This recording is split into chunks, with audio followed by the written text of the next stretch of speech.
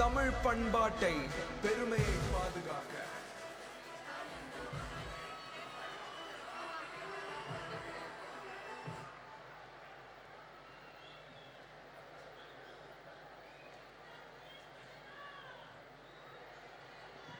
மாண்புமிகு தமிழ்நாடு முதலமைச்சர் அவர்களை உங்களின் பலத்த கரகோஷத்துடன் வருக வருக என அன்புடன் வரவேற்கிறோம். மகளிர் உரிமை மாநாட்டிற்கு வருகை தந்துள்ள அனைத்து தலைவர்களையும் வருக வருக என அன்புடன் வரவேற்கிறோம். பெண்களின் முன்னேற்றமே சமுதாய முன்னேற்றம் என ஓயாது உழைத்த முத்தமிழறிஞர் டாக்டர் கலைஞர் அவர்களின் நூற்றாண்டை கொண்டாடினும் இந்த வேளையில் திராவிட முன்னேற்ற கழக மகளிர் அணி ஒருங்கிணைப்பில் கழக தலைவர் நம் மாண்புமிகு தமிழ்நாடு முதலமைச்சர் அவர்களின் நடைபெறும் இந்த மகளிர் உரிமை மாநாட்டிற்கு வருகை தந்துள்ள உங்கள் அனைவரையும் வருக வருக என அன்புடன் வரவேற்கிறோம். In honor of the centenary celebration of Muthamizhariஞர் Dr. Kalaignar, who dedicated his life to the advancement of women, we, on behalf of the DMK Women's Wing, with the esteemed presence of the DMK President and our Honorable Tamil Nadu Chief Minister, cordially invite you to join us at the Women's Right Conference.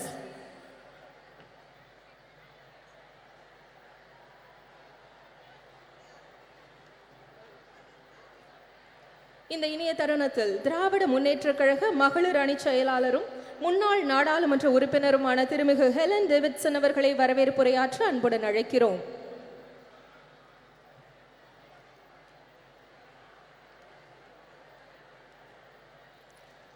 பெண்களின் முன்னேற்றமே சமுதாய முன்னேற்றம் என அயராது உழைத்தவர் தமிழக தலைவர் கலைஞர் அவர்கள் தனது 80 ஆண்டுகால பொது வாழ்க்கையில் பெண்களின் உரிமையை மீட்டெடுக்கவும் பெண்களின் பாதுகாப்பை மேம்படுத்தவும் தன் வாழ்வை அர்ப்பணித்தவர் தலைவர் கலைஞர் அவர்கள்.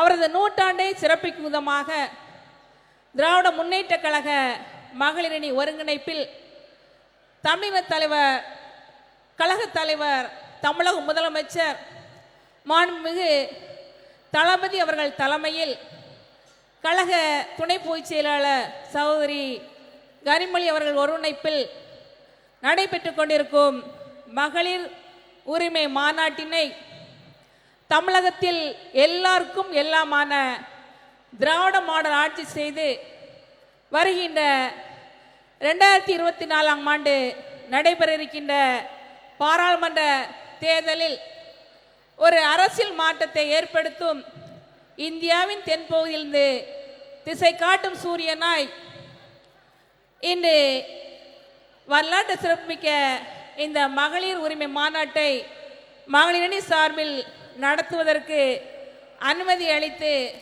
இந்த மாநாட்டை தலைமைத்து நடத்தி கொண்டிருக்கும் தமிழக மகளிர்கள் போட்டும் கழக தலைவர் தமிழக முதலமைச்சர் அவர்களை நன்றி கலந்த வணக்கத்தோடு மகளிரணி சார்பாக வருக வருக என வரவேற்றுக் கொள்கின்றேன். I would like to extend a warm welcome to Annai Sonia Gandhi. Her deep concern for the women of India and underprivileged and the absurd, I extend to her warm welcome on behalf of all of us here. Dravida Munnetra கழகத்தின் பெண் தலைவர்களில் ஒருவராய் தமிழக பெண்கள் மட்டுமல்ல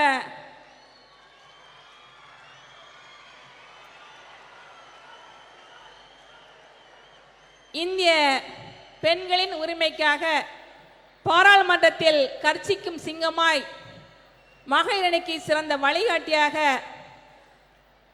வரலாற்று சிறப்புமிக்க இந்த மகளிர் அணி மகளிர் உரிமை மாநாட்டில் இந்திய கூட்டணியின் பெண் தலைவர்கள் எல்லாம் ஒரே மேடையில் வருகை தர செய்து மகளிர் அணிக்கு வரலாற்று மிக்க சிறப்புமிக்க பெருமை பெற்று தந்த நம்முடைய கழக துணை பொதுச் செயலாளர், கழக நாடாளுமன்ற துணைத் தலைவர் அருமை சகோதரி கனிமொழி அவர்களை வருக வருக என்று வரவேற்றுக் கொள்கின்றேன்.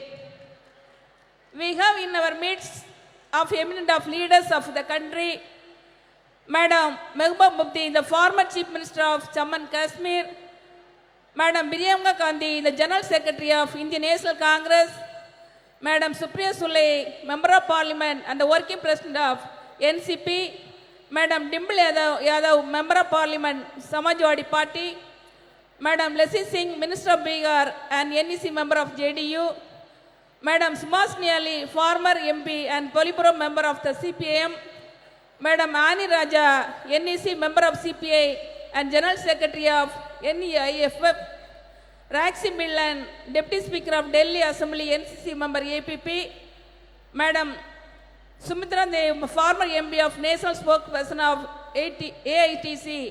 I would like to extend a very warm welcome each of them on behalf of the DMK Women's Wing.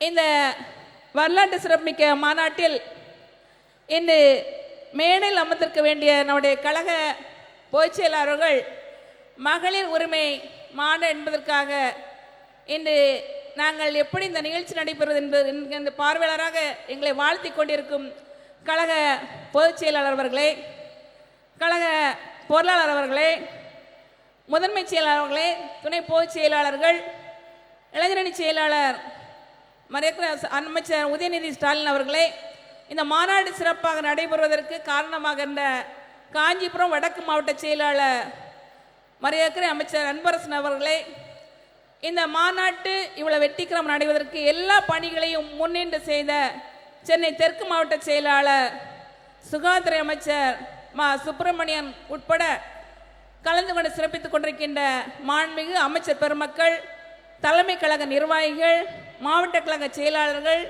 சட்டமன்ற முன்னாள் உறுப்பினர்கள், கூட்டணி கட்சி தலைவர்கள், நிர்வாகிகள், மாநில மகளிர் அணி நிர்வாகிகள், உள்ளாட்சி மன்ற பிரதிநிதிகள் மற்றும் தமிழகம் இங்கு வந்திருக்கின்ற கழக மகளிர்கள், தலைவர் கலைஞர்களின் நூற்றாண்டில் தலைவர் கலைஞர் ஆட்சியில் மீட்டு கொடுத்த மகளிர் உரிமைக்கு நன்றி செலுத்த விதமாகவும் வருகின்ற நாடாளுமன்ற தேர்தலில் ஒன்றியத்தில் ஒரு ஆட்சி மாற்றத்தை ஏற்படுத்தி மறுக்கப்பட்ட உரிமைகளை மீட்படுத்துவதற்காக வந்திருக்கின்ற அனைத்து மகளிர்களையும் வருக வருக என வரவேற்று விடைபெறுகிறேன். நன்றி, வணக்கம்.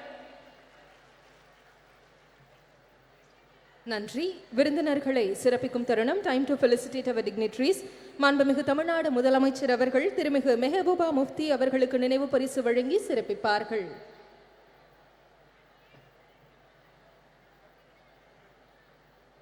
திருமிகு Mehbooba Mufti will be honored by our Honorable Chief Minister of Tamil Nadu.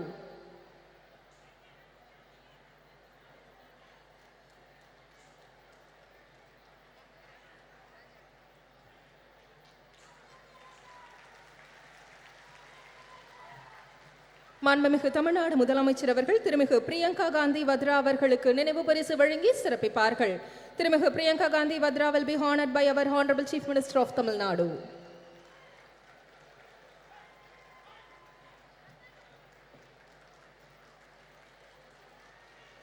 மாண்புமிகு தமிழ்நாடு முதலமைச்சர் அவர்கள் திருமிகு சுபாஷினி அலி அவர்களுக்கு நினைவு பரிசு வழங்கி சிறப்பிப்பார்கள். திருமிகு சுபாஷினி அலி will be honored by our Honorable Chief Minister of Tamil Nadu.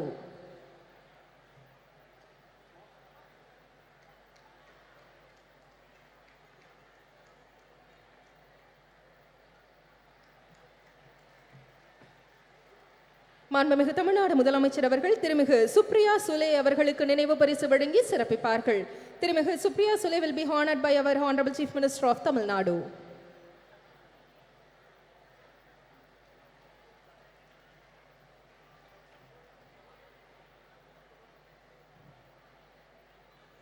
திருமிகு ஆனி ராஜா அவர்களுக்கு நினைவு பரிசு வழங்கி சிறப்பு செய்யப்பட உள்ளது.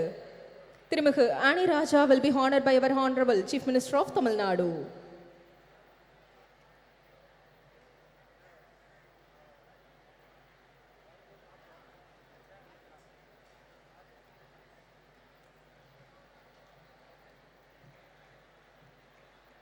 Thirumigu Dimple Yadav அவர்களுக்கு நினைவு பரிசு வழங்கி சிறப்பிக்கும் தருணம். Thirumigu Dimple Yadav will be honored by our Honorable Chief Minister of Tamil Nadu.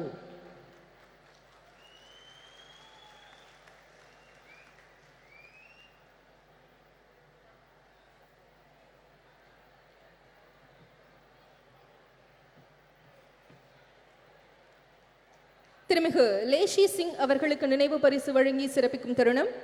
Thirumigu Leshi Singh will be honored by our Honorable Chief Minister of Tamil Nadu.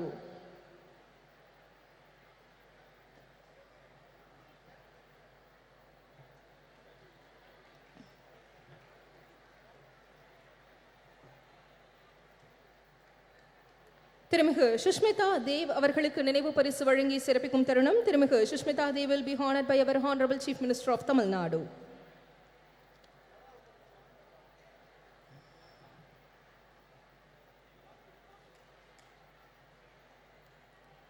Thirumigu Rakhi Bitlan அவர்களுக்கு நினைவு பரிசு வழங்கி சிறப்பிக்கும் தருணம். Thirumigu Rakhi Bitlan will be honored by our Honorable Chief Minister of Tamil Nadu.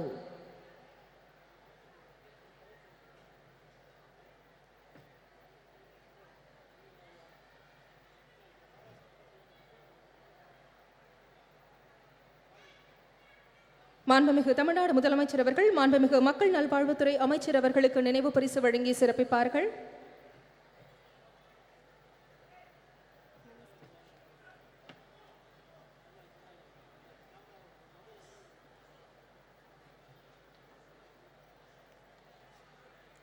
மாண்புமிகு மருத்துவ மற்றும் மக்கள் நல்வாழ்வுத்துறை அமைச்சர் அவர்களுக்கு நினைவு பரிசு வழங்கி சிறப்பிக்கப்பட உள்ளது.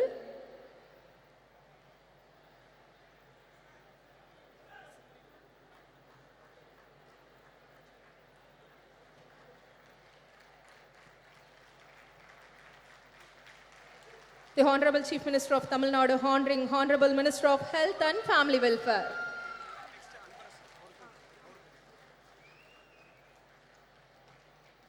மாண்புமிகு தமிழ்நாடு முதலமைச்சர் அவர்கள் மாண்புமிகு சிறு குறு மற்றும் நடுத்தர தொழில் நிறுவனங்கள் துறை அமைச்சர் அவர்களுக்கு நினைவு பரிசு வழங்கி சிறப்பிப்பார்கள்.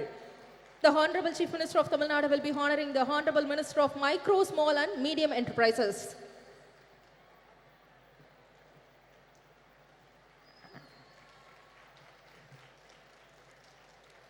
திமுக பொதுச் செயலாளர் திருமிகு கனிமொழி கருணாநிதி அவர்கள் மாண்புமிகு தமிழ்நாடு முதலமைச்சர் அவர்களுக்கு நினைவு பரிசு வழங்கி சிறப்பிப்பார்கள். DMK Deputy General Secretary திருமிகு Kanimozhi Karunanidhi will be honoring the Honorable Chief Minister of Tamil Nadu.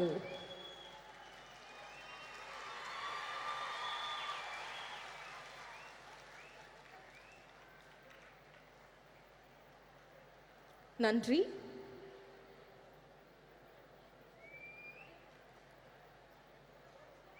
குழந்தைகள் நலன் மற்றும் பெண்களின் உரிமைகளை முதன்மையாக கொண்டு பணியாற்றி வரும் டெல்லி சட்டப்பேரவை துணைத் தலைவரும் ஆம் ஆத்மி கட்சியின் தேசிய நிர்வாக குழு உறுப்பினருமான திருமிகு ராக்கி பிட்லன் அவர்களை சிறப்புரையாற்ற அன்புடன் அழைக்கிறோம்.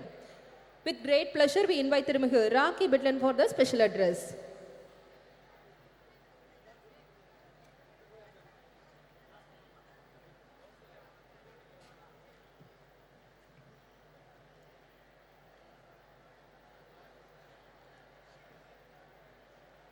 बहुत बहुत धन्यवाद।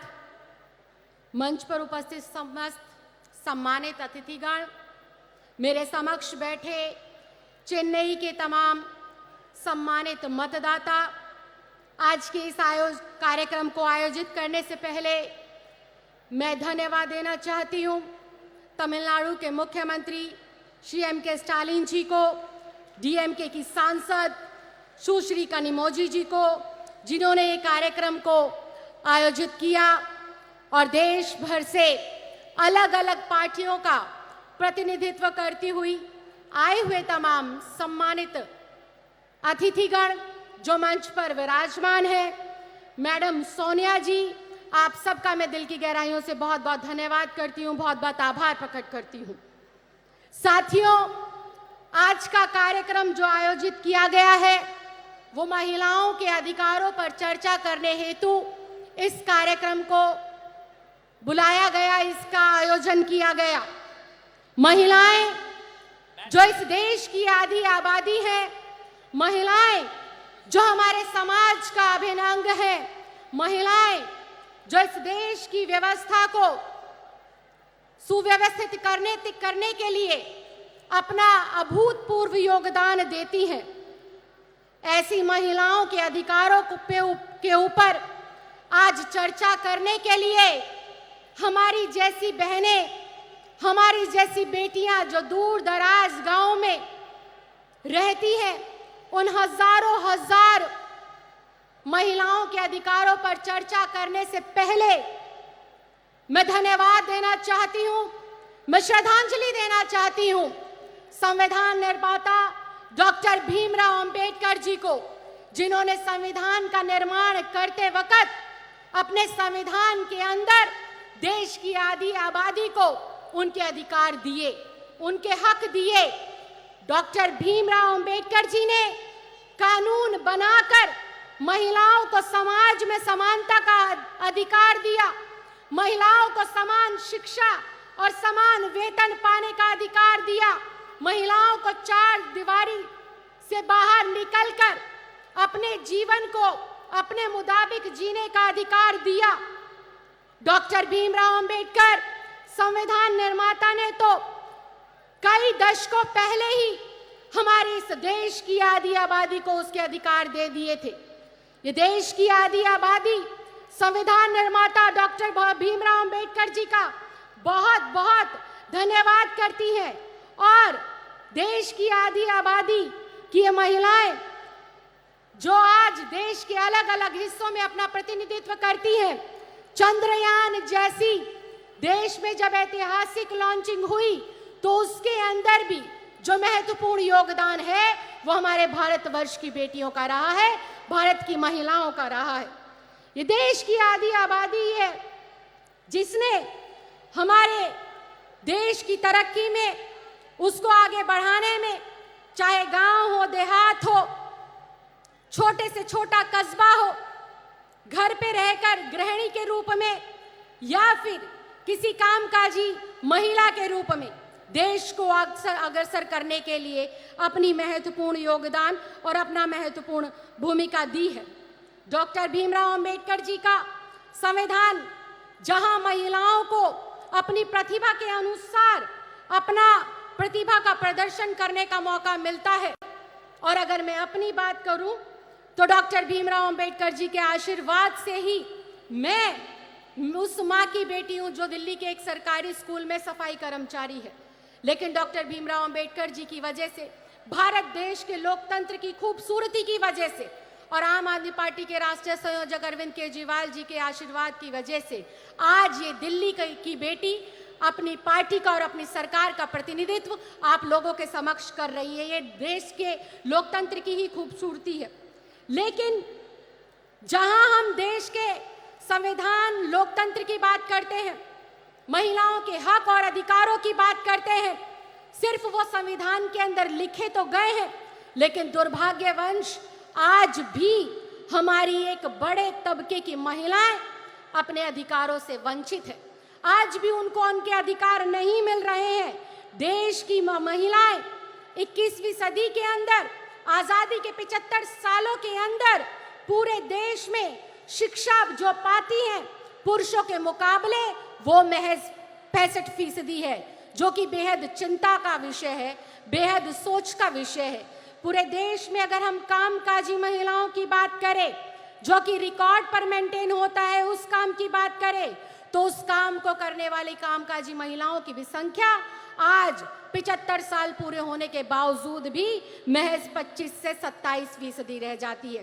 भारतीय राजनीति की बात करें, मंच पर बहुत मुझसे भी ज्यादा प्रसिद्ध, मुझसे भी ज्यादा लोकप्रिय, मुझसे भी ज्यादा ताकतवर और जिम्मेदार महिलाएं विराजमान हैं, और मैं इनके समक्ष इस बात को रख रही हूं और ये मेरी बात से सहमति भी जताएंगी कि राजनीति के अंदर महिलाओं का जो प्रतिनिधित्व है वो भारत के लोकतंत्र के लिए, हमारे देश की महिलाओं के लिए बेहद सोच का विषय है। महज 15 से लेकर 17% महिलाएं हमारी भारतीय राजनीति के अंदर अपना प्रतिनिधित्व देती हैं। आज महिलाओं का एक बड़ा तबका, या यूं कहें 30 से लेकर 35% की हमारी जो महिलाएं हैं, अपनी सही स्वास्थ्य की जानकारी ना होने की वजह से काफी गंभीर रोगों से जो है ग्रसित है, जो कि आज एक चिंता का विषय है। कितने संख्या के अंदर गर्भवती महिलाएं जब अपना प्रसव के दौरान अस्पतालों में जाती है, सही स्वास्थ्य की जानकारी ना होने की वजह से उनकी मृत्यु हो जाती है। तो ये बेहद दुख का विषय है कि आज हम लोग आजादी के 75 साल मना रहे हैं, आजादी का अमृत काल मना रहे हैं। उसके उलट जो इस देश का अभिन्न अंग है, जो इस देश की जनसंख्या का 50% है, उसके भी आज हम स्वास्थ्य की चिंता, उसके शिक्षा की चिंता, उसकी सुरक्षा की चिंता, उसके रोजगार की चिंता के ऊपर आज इतना बड़ा सम्मेलन कर रहे हैं। इसके उलट अगर देखें, पिछले 75 सालों के अंदर आजादी में के बाद भी संविधान में अपने अधिकारों को प्राप्त करने के बावजूद भी आज महिलाओं के लिए क्या बढ़ रहा है? महिलाओं के लिए क्राइम दिन प्रतिदिन बढ़ रहा है। दूर दराज में रहने वाली कोई बेटी हो या शहर के बीचों बीच रहने वाली कोई बुजुर्ग महिला हो, हर वक्त 24 घंटे हर पहर वो असुरक्षा के भाव में जीती है। चाहे वो कोई कस्बा हो, चाहे गांव हो, देश की राजधानी हो, किसी शहर की, प्रदेश की राजधानी हो, आज हमारी बहन बेटियों के अंदर, आज हमारी महिलाओं के अंदर असुरक्षा का भाव हर वक्त उनके दिमाग में रहता है। इसके साथ साथ अशिक्षा का जो माहौल है, अशिक्षा का जो आंकड़ा है, वो जैसे जैसे आजादी का हमारा देश का समय बढ़ता जा रहा है, महिलाओं की अशिक्षा का आंकड़ा उतनी तेजी से बढ़ता जा रहा है। इसके साथ साथ घरेलू हिंसा हो, अत्याचार हो, महिलाओं की आवाज को दबाने वाले जो है अपराध हो, नित दिन उनका ग्राफ बढ़ता जा रहा है, जो कि बेहद दुर्भाग्यपूर्ण है। संविधान के अंदर तो, सरकारों के अंदर तो हम लोगों ने सिर्फ कागजों के ऊपर अपनी बेटियों को, अपनी महिलाओं को, अपनी बहनों को हक और अधिकार दिए हैं, लेकिन वास्तव में आज जरूरत है उन हक को, उन अधिकारों को जमीन पर उतारकर उनकी झोली में डालने का, उनको लाभ पहुंचाने का। आज जरूरत है समाज के तमाम बुद्धिजीवियों को, आज जरूरत है तमाम राजनीतिक दलों के, राजनीतिक लोगों को, आज जरूरत है जो है केंद्र की सरकार में बैठे हुए लोगों को और राज्य की सरकारों में बैठे हुए लोगों को ये सोचने की, इस पर मंथन करने की, इस पर चिंतन करने की जरूरत है कि हम हमारी बेटियों के अंदर से यह असुरक्षा का भाव कैसे खत्म करें, कैसे हम इस देश की प्रगति में अपना महत्वपूर्ण योगदान देने वाली देश की आधी आबादी जो हमारी बहनें हैं, जो हमारी माएँ हैं, इनको कैसे हम बेहतर से बेहतर सुरक्षा दें, रोजगार के बेहतर से बेहतर अवसर प्रदान करें। आज राजनीति के अंदर जितनी महिलाओं की जरूरत है, उससे कहीं ज्यादा मुझे लगता है कि उन महिलाओं की जरूरत है जो गलियों में, कस्बों में, गली में, मोहल्लों में जाकर महिलाओं को उनके हक के लिए जागने का काम करे, उनको जागरूक बनाने का काम करे और आगे बढ़ाने का काम करे। मैं एक बार फिर से दिल की गहराइयों से बहुत बहुत धन्यवाद देना चाहती हूँ, बहुत बहुत आभार प्रकट करना चाहती हूँ तमिलनाडु की सरकार का और यहाँ पर आए हुए तमाम लोगों का, तमाम आयोजनकर्ताओं का, कि आपने देश की 75वीं वर्षगांठ जो खत्म हो गई है, अमृत काल के मौके पर इस ज्वलंत मुद्दे को उठाया। देश की जरूरत है आज महिलाओं को सशक्तिकरण देने की, देश की जरूरत है आज महिलाओं को उनके अधिकार देने की, और देश को आज जरूरत है आखिरी पंक्ति में खड़ी हुई महिला को शिक्षित करने की, रोजगार देने की। आपने मुझे बोलने का मौका दिया, इसके लिए मैं बहुत बहुत धन्यवाद देती हूँ, बहुत बहुत आभार प्रकट करती हूँ। जय हिंद, जय Bharat. Thank you, ma'am, for your special address. பெண்ணுரிமைக்கு தொடர்ந்து குரல் கொடுத்து வருபவரும் திரிணாமுல் காங்கிரஸ் கட்சியின் தேசிய செய்தி தொடர்பாளருமான திருமிகு சுஷ்மிதா தேவ் அவர்களை சிறப்புரையாற்ற அன்புடன் அழைக்கிறோம். It is our privilege and honor to invite திருமிகு Sushmita Dev, national spokesperson for the Trinamool Congress, well known for her unwavering dedication to championing women's rights, to deliver the special address.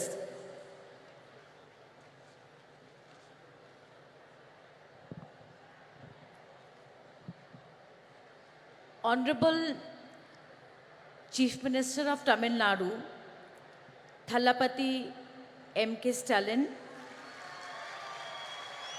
I have to say it's a great honor to come face to face with you, sir, for the first time.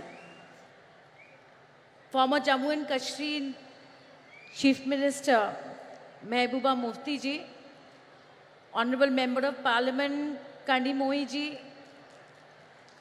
Indian National Congress General Secretary Priyanka Gandhi ji, NCP Working President Supriya Sule ji, Subhasini Ali ji, Miss Annie Raja, Leshi Singh ji, Rakhi Bidlan ji, and many of the eminent members of parliament, MLAs, ministers of the DMP party, and the electrifying caucus of women who have gathered here today to pay tribute to their great leader, Dr. Karunanidhi ji. I am absolutely elated to represent my party, All India Trinamool Congress, in the centenary year celebration of Kalangiyar Dr. Karunanidhi, the longest serving Chief Minister of Tamil Nadu. On behalf of my leader, Honorable Chief Minister of Bengal and Chairperson of the party, Mamata Banerjee, I pay my respectful tribute to him. This is a significant platform to speak about the future of women in India. The esteemed speakers here on stage and everybody attending this discussion today will agree that Dr. Karunanidhi has a legacy of work driven towards social justice and equality of all. His initiatives were path-breaking, not just for women, but I have to say, for the third gender. He set a new precedent in Tamil Nadu by starting a welfare board for them. Till today, he is remembered for giving equal right to women to ancestral property for the first time in India. And last but not the least, a jobs quota, a government jobs quota was given by Karunanidhi ji in Tamil Nadu. And undoubtedly, Thiru Stalin, Honorable Chief Minister, is taking this legacy forward with much vigor. I would like to tell the Chief Minister that I Googled and I could not finish counting the number of welfare policies Thiru Stalin has done for the women of Tamil Nadu. The backdrop of this meeting is all of us have come together, look to assess and look at the future of women in India. And what is the backdrop? The backdrop is the recently passed Women's Reservation Bill in the month of September. Historically, if we look at the debates of the Constituent Assembly, we will see that the women members of the constituency were in two minds whether there should be reservation or not. But they believed that political segregation was not the way and it would amount to dilution of equality. But my friends, that we all have to agree that in the last 72 years of electoral and party politics, the trend of women's participation in our great country is rather dismal. Therefore, started the churning for affirmative action. Why affirmative action? Because after independence, despite the role the women of India had played in the independence war and thereafter, we could not rid our societies of gender roles and patriarchy. Women have proved their ability to compete, and if I may say so, they have done but better than men in many aspects. Yet, their economic and political participation is dwindling. I am pained to say that we all today cannot keep repeating that what are the causes, what are the reasons why women of India are behind. But I think we all have to be instrumental in changing this. And may I say that no affirmative action alone can succeed. No affirmative action alone can succeed. I strongly believe that every single political party is a gateway to politics for women of India. The All India Trinamool Congress and my leader, Mamta Banerjee, implemented women's reservation during the 2019 parliamentary elections. She gave 41% nominations to women. And let me tell you, it was not an easy election for her. The 17 women who got tickets, I am proud to say that the 9 of them today are sitting in the Lok Sabha.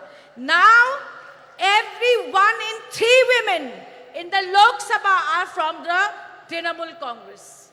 As the only woman chief minister of the country today, her own story, even her critics would admit, is one of resilience and grit. She faced every imaginable challenge, right from physical violence to patriarchy and even poverty, but stood tall through it. Once she succeeded, she used her party's capacity and her popularity to walk the talk and bring women to the forefront. Friends, compare Mr. Narendra Modi, the Prime Minister of India.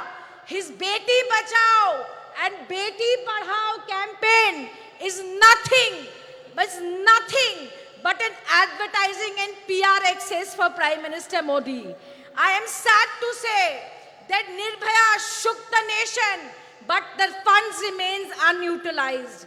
I am happy that women got the Ujjwala scheme, but the majority have rejected it. BJP, with an absolute majority, has delayed the reservation bill and given us a bill which is shackled in preconditions. It is preconditioned on a fresh census and a delimitation process. I hear on television people saying that women's reservation will be implemented in 2034. But let me tell you today that there is absolutely no guarantee that even if everything goes well, women's reservation will not come into effect till 2037. Not till 2037. The last time the Delimitation Commission was set up, it took 6 years to give a report. 6 years. Therefore, my friends, BJP is infamous for tokenism. Today, when the women's reservation bill was being debated in the parliament, we should be ashamed. We should be ashamed that the BJP MP accused of molesting our wrestlers was sitting in the parliament. Today, while women were being paraded naked in Manipur, raped and children orphaned, today the Prime Minister's conscience were not shaken. But like I said, how do we do it differently? And the only thing that I can think of is where women have voted in greater numbers, why should they remain at a minimum of a bare number of 9% in the Lok Sabha? If we want to change this, I feel that there has to be political will. I hope that you will agree with me that it is everyone's duty, every political party's duty to demolish the systemic and systematic discrimination and marginalization of women within parties has to stop. It must stop. We have to show the political will to have women in more substantive positions.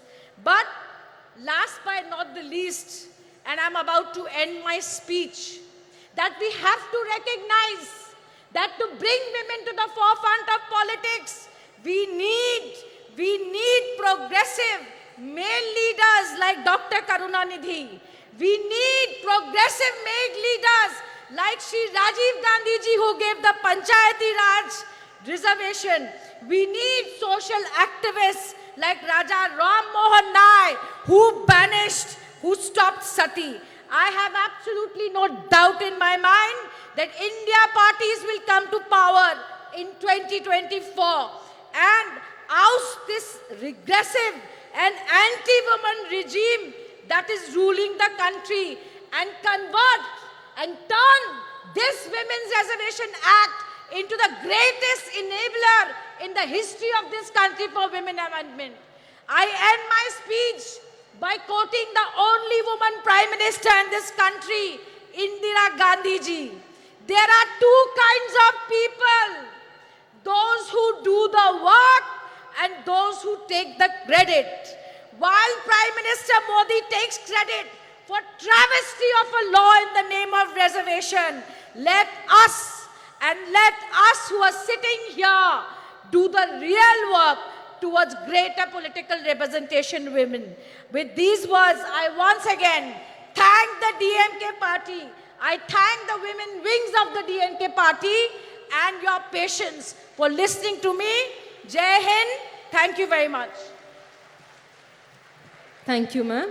Bihar மாநிலத்தின் உணவு மற்றும் நுகர்வோர் பாதுகாப்புத்துறை அமைச்சரும் ஐக்கிய ஜனதா தளம் கட்சியின் தேசிய நிர்வாக குழு உறுப்பினருமான திருமிகு லேஷி சிங் அவர்களை சிறப்புரையாற்ற அன்புடன் அழைக்கிறோம். We request திருமிகு லேஷி Singh, the Minister for Food and Consumer Protection of Bihar State.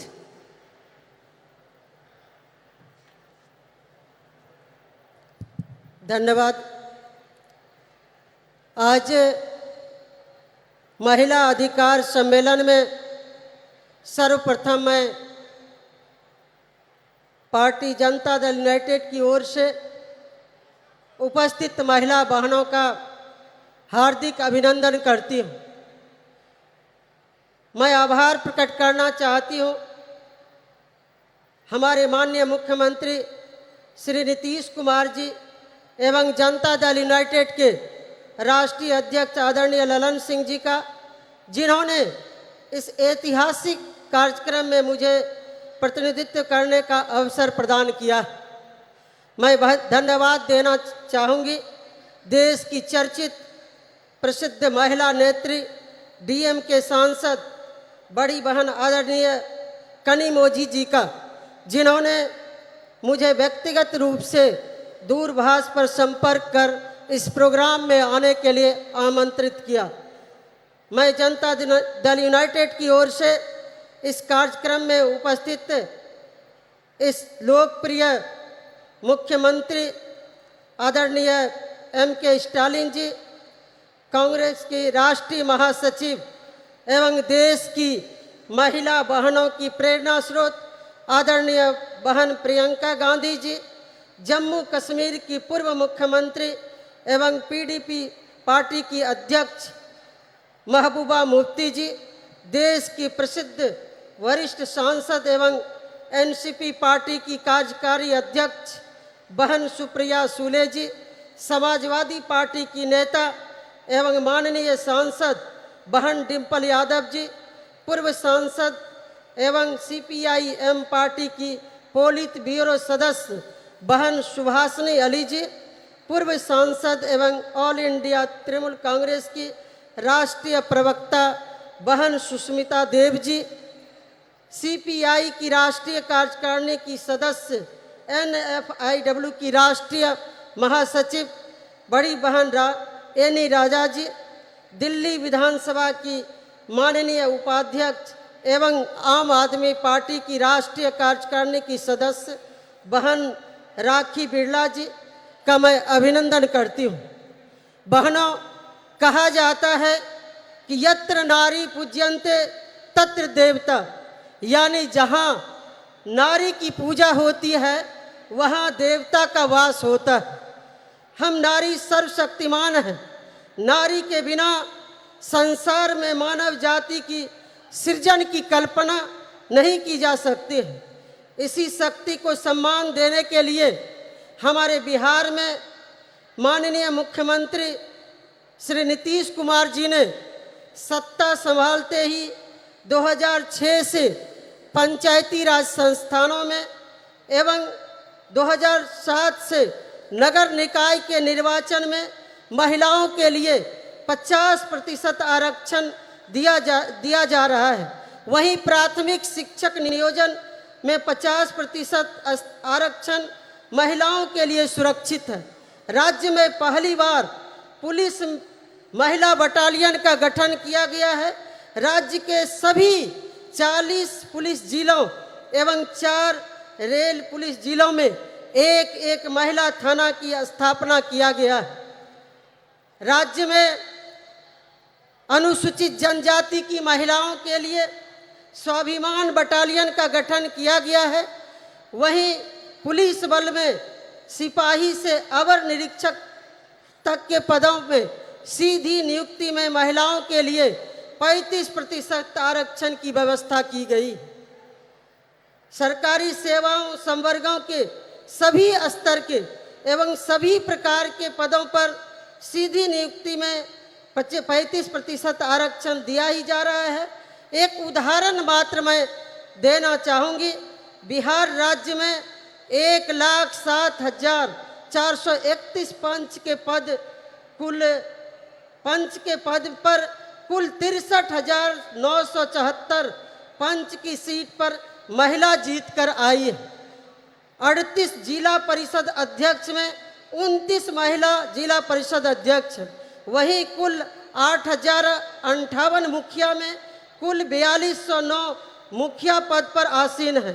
पंचायती राज व्यवस्था में महिलाओं को आरक्षण देने की नेक सोच रखने वाले देश के हमारे भूतपूर्व प्रधानमंत्री स्वर्गीय राजीव जी को भी मैं स्मरण करना चाहूँगी। आज स्वर्गीय राजीव गांधी जी रहते तो महिलाओं को देश की संसद और विधानसभाओं में कब का 1/3 आरक्षण मिल गया होता।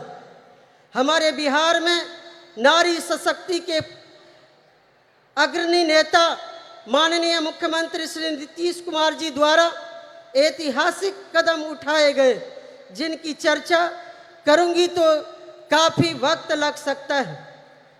मुख्यमंत्री बालिका पोशाक योजना, छात्रवृत्ति योजना, साइकिल योजना, बालिका प्रोत्साहन योजना, बिहार स्टूडेंट क्रेडिट कार्ड योजना, मुख्यमंत्री किशोरी स्वास्थ्य कार्यक्रम आदि चलाकर महिलाओं को अवसर प्रदान किया गया है। मुख्यमंत्री कन्या उत्थान योजना, लक्ष्मीबाई पेंशन योजना, मुख्यमंत्री नारी शक्ति योजना से महिलाओं को काफ़ी लाभ पहुंचा है। जो महिला को कभी अबला कहा जाता था, उसे सबला बनाने के लिए हमारे माननीय मुख्यमंत्री श्री नीतीश कुमार जी प्रयास कर रहे हैं। मुख्यमंत्री महिला उद्यमी योजना चलाया जा रहा है। वहीं महिलाओं को सरकारी नौकरी में तो 35% आरक्षण दिया ही जा रहा है। तमिलनाडु में भी भूतपूर्व मुख्यमंत्री अभिभावक समान स्वर्गीय करुणानिधि जी के द्वारा महिलाओं के लिए कई योजनाएं चलाई गई। उन्हीं के पद चिन्हों पर चलकर वर्तमान मुख्यमंत्री स्टालिन जी भी महिलाओं को सम्मानित व गौरवान्वित करने का अवसर प्रदान किया है। हम इसके लिए आदरणीय स्टालिन जी का समस्त महिला बहनों की ओर से आभार प्रकट करती हूं और धन्यवाद देती हूं। एक तरफ स्वर्गीय राजीव गांधी जी, स्वर्गीय करुणानिधि जी, माननीय मुख्यमंत्री नीतीश कुमार जी, माननीय मुख्यमंत्री स्टालिन जी, माननीय मैडम सोनिया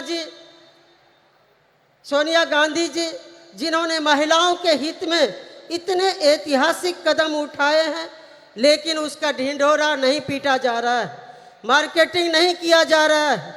बस सेवा भाव से महिलाओं को अधिकार प्रदान कर सशक्त करने के लिए काम किया जा रहा है। दूसरी ओर केंद्र की भाजपा सरकार, जिनके नेता नरेंद्र मोदी जी महिलाओं के लिए कुछ नहीं किया, बस योजनाओं को ब्रांडिंग कर अपने चेहरे को बढ़ाने चमकाने का काम किया। अभी हाल ही में महिला आरक्षण बिल को देश की संसद में भाजपा सरकार की ओर से लाया गया। सभी दलों ने मिलकर उसे पारित किया। इससे पहले भी मैडम सोनिया गांधी जी के प्रयास से डॉक्टर मनमोहन जी की सरकार ने प्रयास किया था। इस बिल का नाम नारी शक्ति वंदन अधिनियम रखा गया।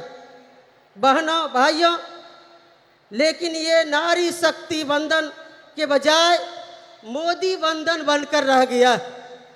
इस बिल में कब आरक्षण लागू होगा, कोई समय सीमा नहीं बताया गया। वंचित, अति पिछड़ों पिछड़े वर्गों का ख्याल नहीं रखा गया है, लेकिन मोदी जी एक जुमला की तरह इस विधेयक पर अपनी पीठ थपथपा रहे हैं। नारी वंदन के बजाय नरेंद्र मोदी महिलाओं से आरती उतरवा रहे हैं, अपना चरण वंदन करवा रहे हैं। उनका इस बिल से कोई लेना देना नहीं है, सिर्फ अपना चेहरा चमकाने के लिए इस तरह का बिल पेश किया गया।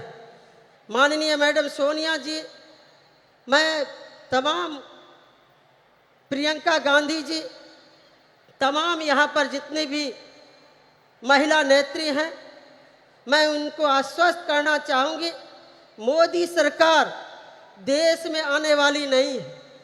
ये बिल शायद आपके और नीतीश कुमार जी, स्टालिन जी, शरद पवार जी, इंडिया के प्रमुख नेताओं के नेतृत्व में बनने वाली सरकार में ही ये संभव हो पाएगा। हम सभी चाहते हैं देश की महिला आरक्षण बिल में बिहार मॉडल को अपनाया जाए, जिसमें आबादी के हिसाब से 50% आरक्षण महिलाओं को बिल मिल सके, बिल में प्रावधान हो। इस कार्यक्रम के माध्यम से देश की महिला बहनों से कहना चाहूँगी कि हम महिलाएं किसी क्षेत्र में पुरुषों से कम नहीं है। यहाँ तक कि पुरुषों के तुलना में महिलाएं ज़्यादा ईमानदार, कर्तव्यनिष्ठ हैं। आज महिलाएं हर क्षेत्र में अव्वल होती आ रही है।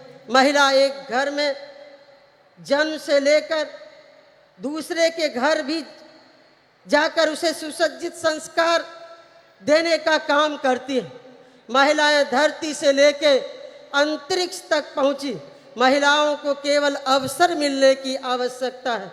महिलाओं को अवसर मिलने पर महिलाओं ने साबित कर दिया है कि पुरुषों से कई ज़्यादा गुना काबिलियत महिलाओं में है। देश की महिला प्रधानमंत्री स्वर्गीय इंदिरा गांधी जी इसका सशक्त उदाहरण है, जिन्होंने अपनी नेतृत्व क्षमता से दुश्मन देश के दांत खट्टे कर अपनी दृढ़ इच्छा शक्ति संकल्प के कारण उन्हें आयरन लेडी कहा जाता है। मुझे विश्वास है जिस तरह से इंडिया के नेतागण, चाहे वो माननीय मुख्यमंत्री नीतीश कुमार जी हो, चाहे मैडम सोनिया जी, मैडम प्रियंका गांधी जी, महबूबा जी, स्टालिन जी, मैडम कनिमोझी जी, सुप्रिया सूले जी एवं समस्त मंचासीन विभिन्न विपक्षी नेताओं के दलों के नेताओं के सभी महिला नेतृगण आदि ने महिलाओं को अवसर और संबल प्रदान कर रहे हैं। वो दिन दूर नहीं, महिला इतनी सशक्त होगी कि वेद पुरानों इतिहास में जो उसे शक्ति प्रदान थी वो शक्ति प्राप्त करेंगी, तभी आरक्षण के लिए मोहताज नहीं होना पड़ेगा। मैं विनम्रता के साथ अनुरोध करना चाहूँगी मैडम प्रियंका जी से, मैडम कनिमोझी जी से, मैडम सुप्रिया सूले जी से, महबूबा जी से एवं समस्त मंचासीन सभी महिला नेत्रियों से कि एकजुट होकर देशव्यापी कार्यक्रम के तहत मातृवंदन अभियान पर निकलें। हम सभी साथ मिलकर कदम से कदम मिलाकर चलने को तैयार हैं। देश की महिलाएं आप सबों को पुकार रही है, आप आगे बढ़ें, हम सभी साथ। बस आदि आबादी ही नरेंद्र मोदी का हिसाब किताब बराबर कर देंगी। मुझे विश्वास है कि मेरे अनुरोध पर आप सभी विचार करेंगी। अंत में मैं बिहार के माननीय मुख्यमंत्री श्री नीतीश कुमार जी के ओर से यहाँ उपस्थित महिला बहनों को शुभकामना प्रेषित करती हूँ। उनकी ओर से महिलाओं की अधिकार की हर लड़ाई में सहयोग समर्थन का भरोसा देते हुए यही उनका शुभकामना संदेश है। पुनः इस कार्यक्रम में आयोजनकर्ता मैडम कनिमोझी जी, यहाँ के लोकप्रिय मुख्यमंत्री आदरणीय स्टालिन जी एवं समस्त मंचासीन नेताओं बड़ों से आशीर्वाद लेते हुए अपनी वाणी को विराम देती हूँ। जय हिंद, जय Bharat. Thank you ma'am. Samajwadi கட்சியை சேர்ந்த நாடாளுமன்ற உறுப்பினர் திருமிகு டிம்பிள் யாதவ் அவர்களை சிறப்புரையாற்ற அன்புடன் அழைக்கிறோம். We are delighted to welcome திருமிகு Dimple Yadav. Member of Parliament has demonstrated that women's parliamentation in politics lead to the empowerment of society to deliver special address. Thalapati M.K. Stalin ji, Mrs. Kani Mohi, MP and Deputy General Secretary of DMK, General Secretary of International Congress Priyanka Gandhi ji, MP and Working President of NCP Mrs. Supriya Sule ji, former Chief Minister of Jammu Kashmir, Chairperson PDP Mrs. Mehbooba Mufti ji, former MP and Pilot Bureau member of CPI-M Mrs. Subhashini Ali ji, National Congress National Executive Committee member CPI Mrs. Ani Raja ji, Minister of Food and Consumer Protection Government of Bihar Mrs. Leshi Singh ji, Deputy Speaker Delhi Assembly and National Executive Member of AAP Mrs. Rakhi Bidlan ji, former MP and National Spokesperson AITC Mrs. Shushmita Dev ji, and all the dignitaries who are present in front of me, all the distinguished guests and my fellow citizens of India.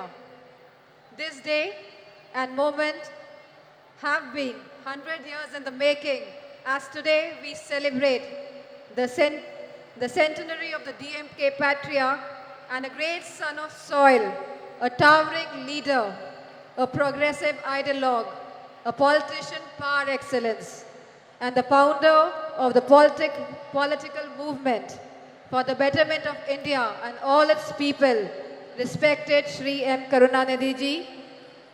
He was popular as Kalanyar and Muttamind Aranyar. Kalanyar was the title of Tamil politics. His life was marked by a relentless struggle for social justice and the empowerment of the marginalized communities, minorities, OBCs, SC/STs, and especially women. His political journey was an unending quest to eradicate social inequalities. He championed the cause for women's rights, advocating for gender equality in a deeply patriarchal society. He advocated affirmative actions to support oppressed, marginalized communities and minorities. He was a great advocate of increased state autonomy and accountability in the Indian federal structure. He pursued the Rajamanar Committee's report that was accepted by the then Prime Minister, Mrs. Indira Gandhi ji, and the Chief Ministers got the right to hoist the flags on Independence Day. Kalanar's life was dedicated to the pursuit of social justice, an endeavor that remains even more relevant and inspiring today. His vision was rooted in the principles of equality, fairness, and inclusivity. He believed that society could only prosper when every citizen, regardless of their background, was given equal opportunities to thrive. Under his leadership, the DMK pioneered several progressive policies that aimed to uplift the marginalized and oppressed sections of society.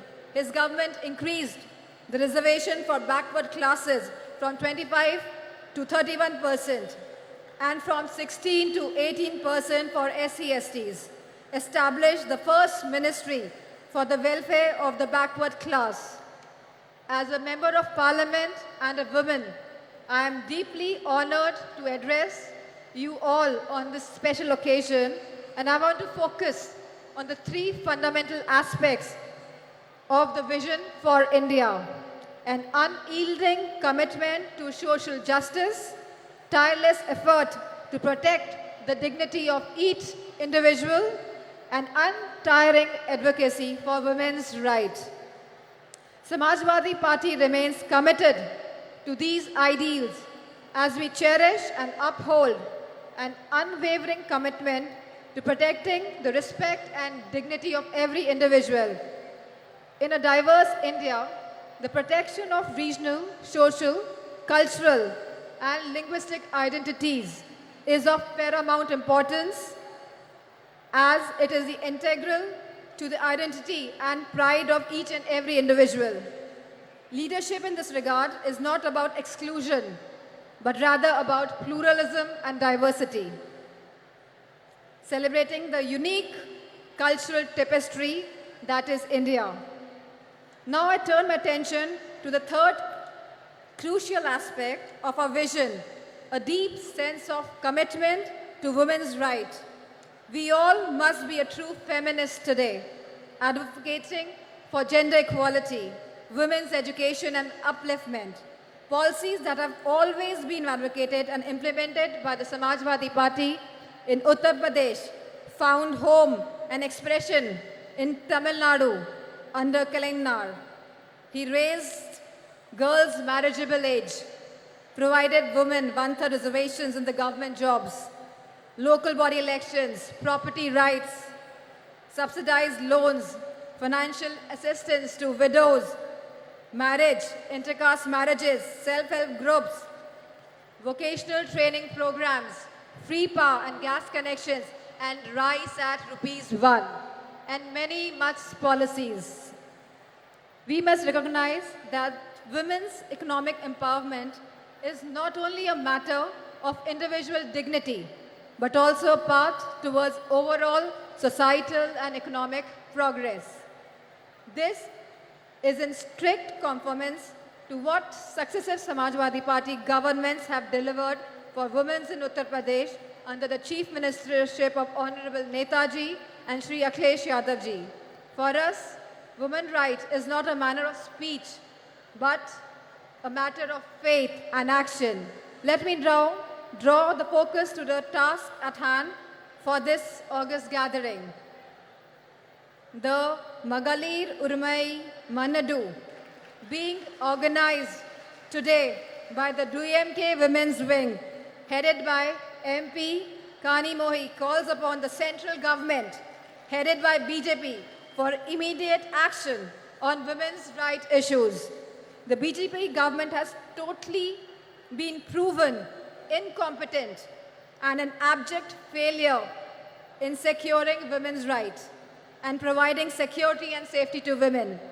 India has witnessed an alarming surge in crimes against women, particularly of the OBCs, SC, STs, and the minorities. This dire situation reflects poorly on the government's ability to ensure the safety and the security of women, especially from the OBCs, SC, STs, and minorities, who bear the brunt of this crisis. Manipur is a living example today for us. What has been seen in Manipur is really shattering the very idea of India.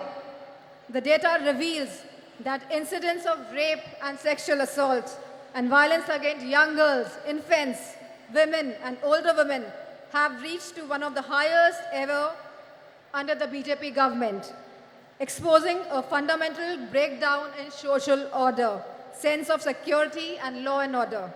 The lack of swift justice and a consistent track record of not holding perpetrators accountable has led to this scary situation in the country. This needs to be corrected immediately. Nothing can be allowed to impinge on the right of life. In the Indian democracy, women constitute of half the population, and this active participation in politics is essential for the robust democracy and a truly inclusive society.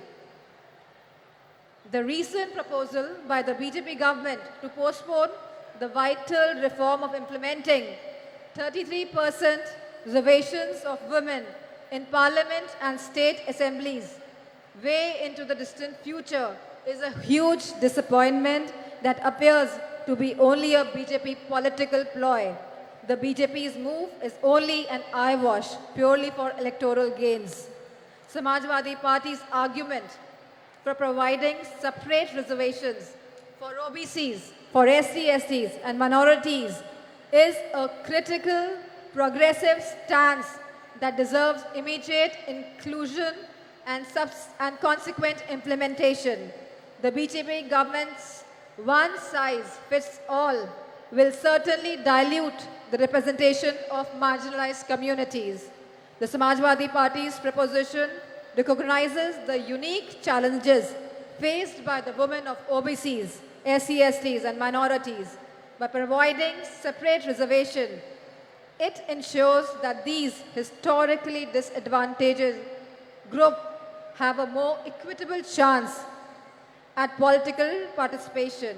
BJP government should be open to this critical improvement offered by the Samajwadi Party. It is essential to recognize that diversity in representation is key to vibrant and dynamic democracy. The Samajwadi Party's argument rightly underscores this crucial point. As Samajwadi Party has consistently advocated for women's safety and their rights. We recognize the importance of safe environment for women as a catalyst for the societal change and economic growth. A safe environment empowers women to participate more actively in the workforce, driving India's progress. In fact, Claudia Golden of Harvard, who won the award Nobel Prize in Economics, argues for increased women labor force participation rate, validating Samajwadi Party's approach and philosophy on this subject. The time for procrastination has passed. We need to break down the barriers that have held women back for so long. Let us build a society where everyone can live with dignity, freedom, and equal opportunities. We at Samajwadi Party, along with the India Coalition, are committed to making this vision a reality. And we urge all the citizens to join us in this essential demand for the coming change. It is an idea whose time has come. Thank you, DMK, for organizing this wonderful congress, this wonderful conference today, and for giving me this opportunity to present my views, my thoughts on behalf of Samajwadi Party. And I thank all the women wing of DMK. Thank you. Jai Hind. Thank you ma'am. சமத்துவத்தையும் சமூக மாற்றத்தையும் இலக்காக கொண்டு மகளிர் உரிமைகளுக்காக போராடி வரும் இந்திய கம்யூனிஸ்ட் கட்சியின் தேசிய நிர்வாக குழு உறுப்பினரும் இந்திய மாத தேசிய சம்மேளனத்தின் பொதுச் செயலாளருமான திருமிகு ஆனி ராஜா அவர்களை சிறப்புரையாற்ற அன்புடன் அழைக்கிறோம்.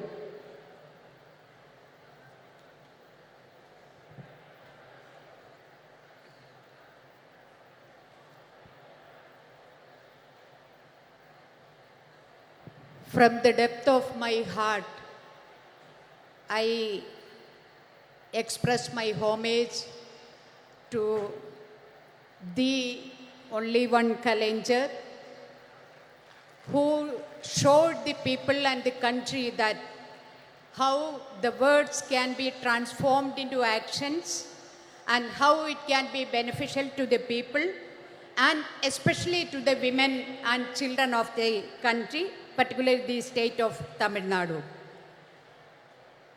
I extend my gratitude and red salute to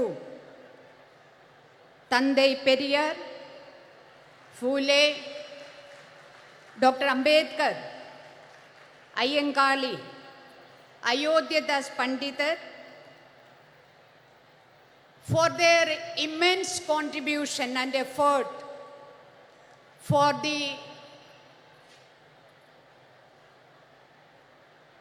today what we have achieved, and today we are standing before you and the party is organizing a meeting for the women to discuss about their rights.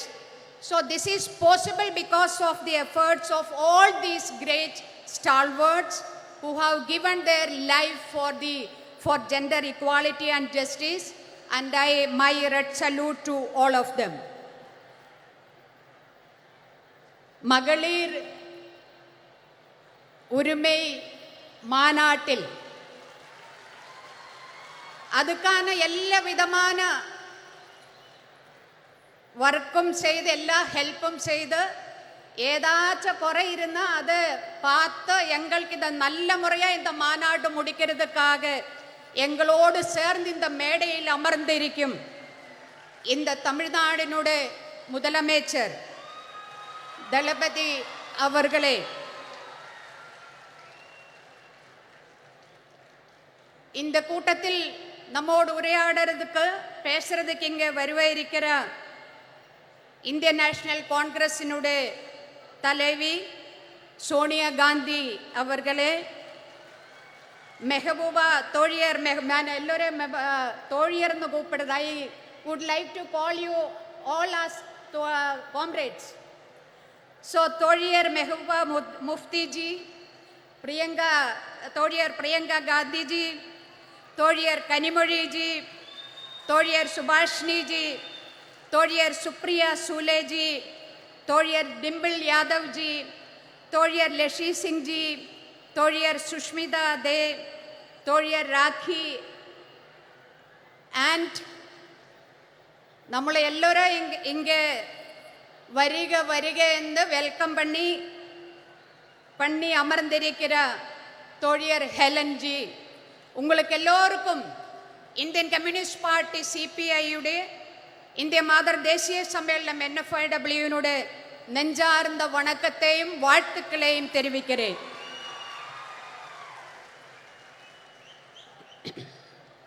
கலைஞருடைய நூற்றாண்டு விழா கொண்டாடுறதுக்காக, கலைஞருடைய வாழ்க்கையே கொண்டாடுறதுக்கான இந்த கூட்டத்தில் இங்கே அமர்ந்திருக்கிற இங்கே இந்த தமிழ்நாட்டினுடைய எல்லா மாவட்டங்களிலும் வந்திருக்கிறார் என்னுடைய அன்புக்கும் மரியாதைக்கும் கூறிய தோழியர் டிஎம்கேட தோழியர்களே, உங்களை எல்லோரையும் சேர்த்து பிடிச்சு ஒரு முத்தத்தை கொடுக்கிறேன். நம்ம இந்த பெண்கள் உரிமை மாநாடு நடக்கும்போது என்ன நேட்டங்கள் இந்த தமிழ்நாட்டில் பெண்களுக்காக கலைஞரும் அதே மாதிரி டிஎம்கே பார்ட்டியும் இங்கே நமக்கு பெற்று தந்திருக்கிறதோ, அதே மாதிரி இந்திய தேசத்தில் நம்ம பெண்கள் என்ன சட்டங்களை என்ன உரிமைகளை நம்ம நேடி இருக்கிறதோ, இந்த போன 75 ஆண்டுக்குள்ளே போராட்டங்கள் பண்ணி நம்ம நேடி இருக்கிறதோ, அந்த அத்தனை உரிமைகளையும் பறிக்கிற மாதிரி தான் இன்னைக்கு மத்தியில் ஒன்றிய ஆட்சி இந்த தேசத்தை ഭരിച്ചു കൊണ്ടിരിക്കുന്നത്. மனுவாதி ஃபாசிசம் இந்தியாவில் எல்லா இடத்திலுமே பாம்பு மாதிரி, விஷப்பாம்பு மாதிரி பத்தி விடர்த்தி ஆடுறத ஒரு நிலைமையை பார்க்கிறது. மதேதர மதசார்பற்ற இந்தியாவினுடைய பாராளுமன்றத்தில் இன்னைக்கு கேட்கிறது ஜெய் ஸ்ரீராம் എന്നൊരു குரல் தான். அதே மாதிரி செங்கோல் இன்னைக்கு இந்தியாவினுடைய பிரசிடென்ட், ஒரு பெண் பிரசிடென்ட், அவங்க தாழ்த்தப்பட்ட ஒடுக்கப்பட்ட கம்யூனிட்டியிலிருந்து வந்திருக்கிற பிரசிடென்ட், அந்த மாதிரி ஒரு பெண் பிரசிடென்ட் இருக்கும் போதும் இந்தியாவினுடைய பாராளுமன்றத்துக்கு வெளியே அவங்களை உட்கார வச்சு பாராளுமன்றத்துக்குள்ள செங்கோல் கொண்டு வைக்கிற ஆட்சி இன்னு நரேந்திர மோடி 56 இன்ச் நெஞ்சளவுள்ள பிரதமர் உட்கார்ந்து இந்த தேசத்தை தொலைக்கிறதுக்காக உட்கார்ந்து இருக்கிற ஒரு கட்டத்தில் தான், ஒரு சந்தர்ப்பத்தில் தான் மகளிர் உரிமை மாநாடு கலைஞருடைய நூற்றாண்டு விழாவை ஒட்டி இன்னும் நாம இங்க நடத்திட்டு இருக்கிறது. இந்த நாட்டில் நடக்கிற மரணங்கள், அது கூட்ட மரணங்களா இருந்தாலும் சரி, அது ஆற்றில் ஒழுகி நடக்கிற டெட் பாடிஸா இருந்தாலும் சரி, மணிப்பூர்ல மோர்ச்சரியில் 5 மாசத்திலேறையா இருக்கிற அழுகிற டெட் பாடிஸா இருந்தாலும் சரி, അതൊന്നുമേ இந்த 56 இன்ச் நெஞ்சளவுள்ள பிரதமர் நரேந்திர மோடிக்கு கொஞ்சம் கூடி கவலை இல்லையா? பலால் சங்கம் பாலியல் பலாத்காரமாகட்டும், கூட்ட பாலியல் பலாத்காரமாகட்டும், அதெல்லாமே சேனல் சர்ச்சை, நம்ம ஊடகங்களில் சர்ச்சை 2 நாள் 4 நாள். அதுக்கு பிறகு யாரையுமே அது கவலைப்படுத்தாத ஒரு செய்தியா மாறி இருக்கிற ஒரு சமயத்தில் தான் மகளிர் உரிமைக்கான மாநாடு நாம் இங்க நடத்திட்டு இருக்கிறது. 2002 குஜராத் கலவரம், அந்த குஜராத் கலவரம் அது பிளான் பண்ணி டிசைன் பண்ணி நடப்பிலாக்கிய கலவரம் தான். ஆனா இந்த 2023 நம்ம இந்த மகளிர் மாநாடு நடக்கும்போது, உரிமை மாநாடு நடக்கிற இந்த டைமில் எங்க வேணாலும் எப்ப வேணாலும் மரணம் நம்மளை தேடி வர ஒரு நிலைமை, எங்க வேணாலும் எப்ப வேணாலும் பெண்கள் பாலியல் பலாத்காரத்துக்கு ஆளாகிற ஒரு நிலைமை, அந்த மாதிரி ஒரு நிலைமையில் தான் இன்னைக்கு நாம இருக்கிறது. ட்ரெயினில் பயணம் செய்யும்போ அந்த ட்ரெயினில் பயணம் செய்யறவங்களே அவங்களை காப்பாற்றுவதற்காக போலீஸ், ரயில்வே போலீஸ் இருக்கிறது. ஆனா அந்த ரயில்வே போலீஸ் பயனாளிகளை தோக்கெடுத்து துப்பாக்கி எடுத்து சுட்டு கொலை பண்ணற காட்சி நம்ம கண் முன்னாடி இருக்கிறது.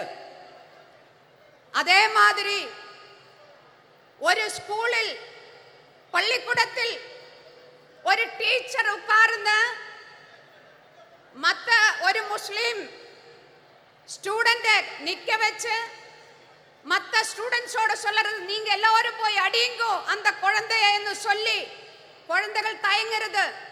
ஆனாலும் அவங்கள ஃபோர்ஸ் பண்ணி அந்த குழந்தைய அடிக்க வைக்கிறது. இதும் நம்ம கண் முன்னாடி பார்த்துட்டு இருக்கிறது. ஒரு சிறுமி, 8 வயசான சிறுமி கூட்ட பாலியல் பலாத்காரத்தின் இரையாயி அங்கே தப்பிச்சோடி பல வாதிலும் தட்டி விழிக்கிறது, முட்டுறது, என்னை காப்பாற்றுங்கோ. யாருமே வாதில் துறக்காம அதை அப்படியே ஆட்டி ஓடிக்கிறது. இதும் நம்ம கண் முன்னாடி நடக்கிறது.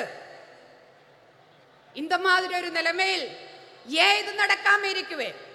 2014 இந்தியில ஒன்றியத்தில் பிஜேபி தலைமையிலான ஆட்சியா வந்ததிலிருந்து, அதுக்கு முன்னாடியே பெண்களுக்கு எதிரான வன்கொடுமைகள் நடந்துட்டு இருந்தது.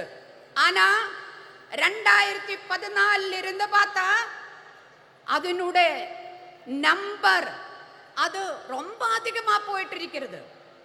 நம்பர் அதிகமா போகிறது மட்டும் கிடையாது, அதனுடைய குரூரதா எவ்வளவு கொடூரமான விதத்தில் அந்த பெண்கள் அந்த மாதிரி பாலியல் பலாத்காரத்துக்கு ஆளாகிறது. இது மட்டுமல்ல, இந்த மாதிரி பாலியல் பலாத்காரத்துக்கு ஆளான அது கேஸுக்கு போனா, கோர்ட்டுக்கு போனா அங்க குத்தவாளிக்கு தண்டனை கிடைக்குது ரொம்ப ரொம்ப கம்மி. 100 கேஸ் எடுத்தா அதுல 5 கேஸில் கூடி குத்தவாளியை தண்டிக்கிறது கிடையாது. அது மட்டுமா, ரொம்ப ரொம்ப இந்தியாவில் இருக்கிற பெண்கள் இன்னைக்கு போர் முகத்தில் நிற்கிற மாதிரி യുദ്ധ സമാനമായ ഒരു സാഹചര്യത്തിലൂടെ ഇന്ത്യയിലെ സ്ത്രീകൾ കടന്നു പോകുന്നു എന്ന് പറയുന്നതിന് പ്രധാനപ്പെട്ട 2 കാരണങ്ങൾ ഇരിക്കുന്നത്. ഒന്ന്, ഇന്ത്യയിൽ நிறைய சட்டங்கள் இருக்கிறது பெண்களை காப்பாற்றுவதற்காக, பெண்களுடைய உரிமையை உறப்பு கொடுக்கிறதுக்காக, பெண்களை எல்லா விதமான கொடூரங்களிலும் காப்பாற்றுவதற்கான சட்டங்கள். அது எந்த சட்டமும் சும்மா ஏதாச்சும் இந்த நரேந்திர மோடி கொண்ட இங்க தந்தது கிடையாது. எங்களுக்கு எல்லாமே இந்தியாவிலே பெண்கள் போராடி அவங்களுடைய டெட் பாடி மேலே, அவங்களுடைய ரத்தத்தின் மேலே நின்னுதான் நிறைய சட்டங்கள் இந்தியாவினுடைய பாராளுமன்றம் பாஸ் ஆக்கியது. என்ன வருது இன்னைக்கு அந்த சட்டங்கள்? அங்கே குஜராத்தில் பில்கிஸ் பானு என்ற பில்கிஸ் பானுவினை பற்றி நான் നിങ്ങളോടെല്ലാം சொல்ல வேண்டிய அவசியம் கிடையாது. பில்கிஸ் பானுவினை அவளுடைய குடும்பத்திலே மற்ற பெண்களை கூட்ட பாலியல் பலாத்காரம் பண்ணி அவங்களை கொலை பண்ணிய அந்த கொடும் குற்றவாளிகள் அவங்களில் ജയിലിൽ ഇരുന്നത്. ഇന്ത്യ വന്ന് 56 ഇഞ്ചുകാരൻ പ്രധാനമന്ത്രിയുടെ തലമയിൽ 75 ஆண்டு சுதந்திர தின விழா நம்ம செலிப்ரேட் பண்ணியிருக்கும் போது, இந்தியாவில ஜனங்கள் செலிப்ரேட் பண்ணியிருக்கும் போது, இந்தியாவினுடைய பிரதமர் நரேந்திர மோடி செங்கோட்டையில் இருந்து பேசிட்டு இருக்கும் போது, அதே நேரத்தில் குஜராத்தில் இருந்த அந்த கொடும் குற்றவாளிகளை, ஜெயிலில் இருந்த அந்த குற்றவாளிகளை அப்படியே ஜெயில் திறந்து விட, நீங்கள் எல்லாம் போயிடுங்கோ என்ன சொன்னது? சன்ஸ்காரி பிராமின், அவங்களெல்லாம் பயங்கரமான பிராமின்ஸ்.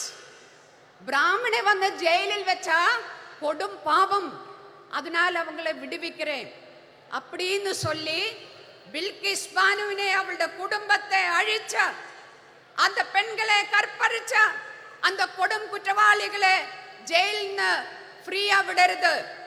அது என்ன அர்த்தம்? அதுக்கு அர்த்தம், அதனுடைய அர்த்தம் என்ன சொன்னா, இந்தியாவில் இருக்கிற அத்தனை சட்டங்களும், பெண்களுக்கான, பெண்களோட உரிமைக்கான அத்தனை சட்டங்களும், அதுக்கு எந்த அர்த்தமும் இல்லாத போகிறது. 2014 இருந்து ഞാൻ முடிக்கிறேன். 2014 இருந்த ഇന്ന് വരേക്കും RSSനാൽ നയിക്കപ്പെടുന്ന ഫാസിസ அரசாங்கம், மத்திய அரசாங்கம், ஒன்றிய அரசாங்கம், அது வந்து பெண்களை ஏமாற்றித்தான் இன்னைக்கு ஆட்சியில் அமர்ந்திருக்கிறது. என்ன சொன்னான்னு எனக்கு முன்னாடி இங்க பேசியது, பேட்டி பச்சாவோ பேட்டி படாவோ அதெல்லாம் நான் சொல்றதில்ல. இப்ப என்ன, கடைசியில வந்து பெண்களுக்கு இடஒதுக்கீடு சட்டம் பாஸ் பண்ணி இருக்கிறது. இந்த பேப்பர்ல சக்கரை எழுதி வைக்கிறது, சக்கரை. அப்புறம் கட்டன் சாயை எடுத்து நான் குடிக்கிறது. அந்த கட்டன் சாயில விலைவாசினால சக்கரை கிடையாது. இன்னைக்கு சென்டர் அங்க இருந்தா சக்கரை கொடுக்கறது கிடையாது. இங்க தமிழ்நாட்டுல சக்கரை கொடுக்கறதா என்னன்னு தெரியல எனக்கு. ஆனா இந்த கட்டன் சாய் இப்படி பார்த்து, அல்ல சாரி, இந்த பேப்பர்ல சக்கரான்னு எழுதி இருக்கிறது இப்படி ஒரு முறை பார்த்து, கட்டன் சாயா குடிச்சா மதுரிக்குமா, இனிப்பா இருக்குமா? அதே மாதிரிதான் ஏட்டிலே புக்கிலே பசு புல்லு தின்ன மாட்டே. மகளிருக்கு இடஒதுக்கீடு சட்டம்னு சொல்லி பாஸ் பண்ணிது தெய்வம் ஆறு? நரேந்திர மோடி. ஆனா இது எப்ப அமல்படுத்துவே? ஏதாச்சும் சொல்லி இருக்கிறதா? இன்னைக்கு அமல்படுத்ததா? நாளைக்கு அமல்படுத்துறதா? 2024 அமல்படுத்துறதா? எதுவுமே சொல்லுறதில்ல. நரேந்திர மோடியோட வாழ்வில இது பார்க்க முடியுமா என்னன்னே சொல்லுறதில்ல. பெண்களை ஏமாற்றி ஆட்சியில் அமர்ந்திருக்கிற நரேந்திர மோடி அரசாங்கத்தை ஒழிச்சு கட்டுறதுக்காக கலைஞரில் இருந்த இந்த நாட்டில் பெண்களுக்கான யாராரு என்ன உரிமைகள் வாங்கி தந்ததோ அத்தனை உரிமைகளையும் காப்பாற்றுவதற்காக இந்தியாவினுடைய அரசியல் சாசன சட்டத்தை, இந்தியாவினுடைய ஜனநாயகத்தை, இந்தியாவினுடைய மத சார்பன்மையை காப்பாற்றுவதற்காக நாம எல்லோரும் இப்படி எந்த ஜாதி எந்த மதம் என்று தெரியாம அது பார்க்காம நம்ம எல்லோரும் இப்படி அமர்ந்திருக்கிறது. அந்த மாதிரி நாளைக்கும் நமக்கு எல்லோருக்கும் சேர்ந்து அமர்ந்திருக்கிறதுக்காக, இந்தியை காப்பாற்றுவதற்காக, நம்மளை நாமே காப்பாற்றுவதற்காக இந்த மாநாடு நரேந்திர மோடி ஆட்சியினுடைய முற்றுப்புள்ளி வைக்கிற மாநாடா மாற வேண்டதா இருக்குன்னு சொல்லி விடைபெறுகிறேன். நன்றி, வணக்கம். இன்குலாப் சிந்தாபாத். சிறப்புரையாற்றியமைக்கு நன்றி அம்மா. தேர்ந்த அரசியல்வாதியும் ஒப்பற்ற போராளியுமான தேசியவாத காங்கிரஸ் கட்சியின் செயல் தலைவர், நாடாளுமன்ற உறுப்பினர் திருமிகு சுப்ரியா சூலே அவர்களை சிறப்புரையாற்ற அன்புடன் அழைக்கிறோம்.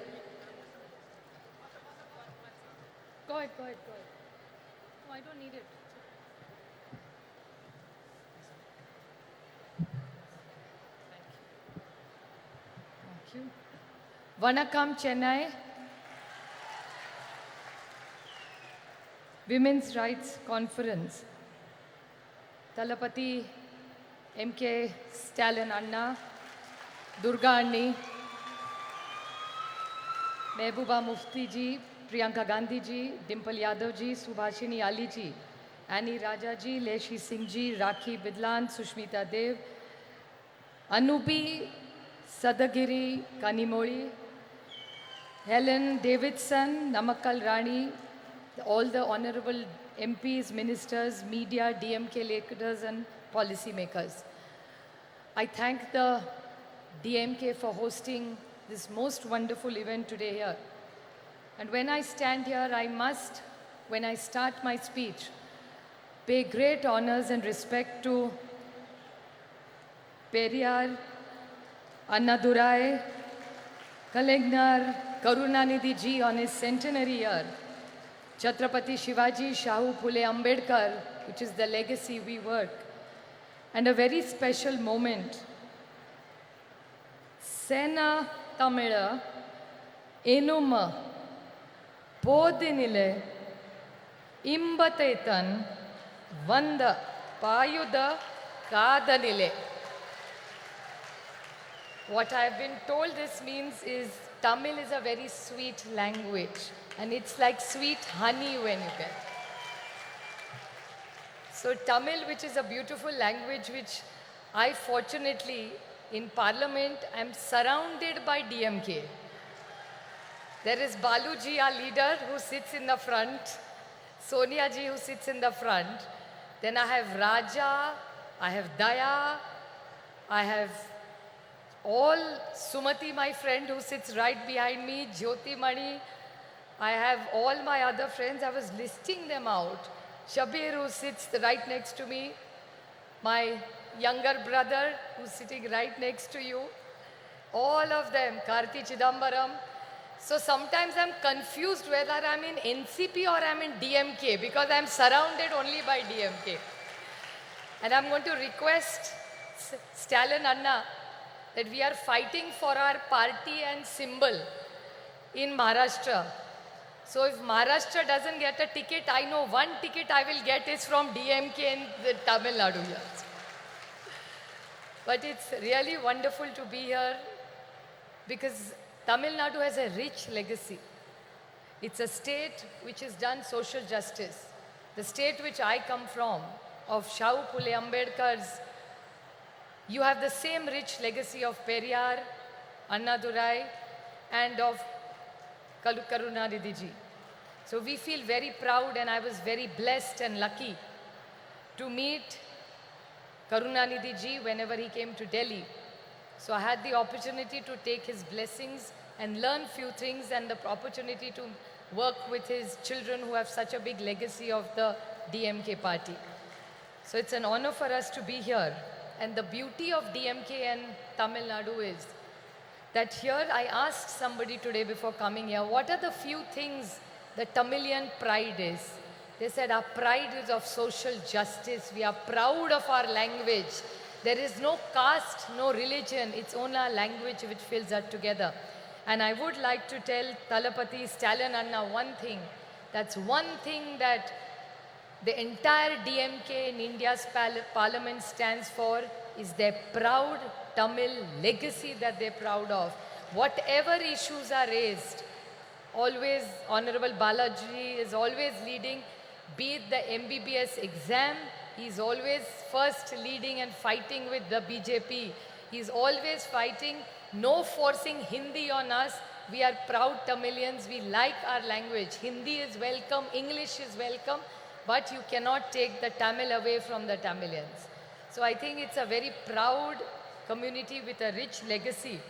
And there is one most big contribution which you all have done, which Kalingar has done, is they have not only taken Tamil language ahead, but even the technical words in schools used were started by Kalingar. So there are technical language. So you have really brought it down to the basics. So you all are really proud of your language. And it's so wonderful to see that there is no caste, no religion. It's only what unites Tamil Nadu is the love for their language. So the way you are proud Tamilians, I am a proud Maharashtrian who has a lot of pride.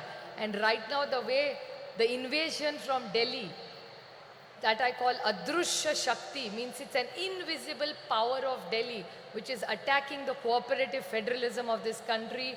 The way Tamil Nadu is fighting, so are we fighting in Maharashtra, and unitedly Tamil Nadu and Maharashtra will make sure that nobody will go against our cooperative federalism and take away our rights from us. I would like to quote Kanimozhi ji has orchestrated this most beautiful evening and a special session for all of us. But she is lucky to have the complete great legacy since 1929 in Chengapolpet. There was Periyar who did the first women's conference of self-respect conference, which Periyar started and I think led this entire country. And I would like to compliment Thalapathy Stalin Anna for this most wonderful thing which his father did.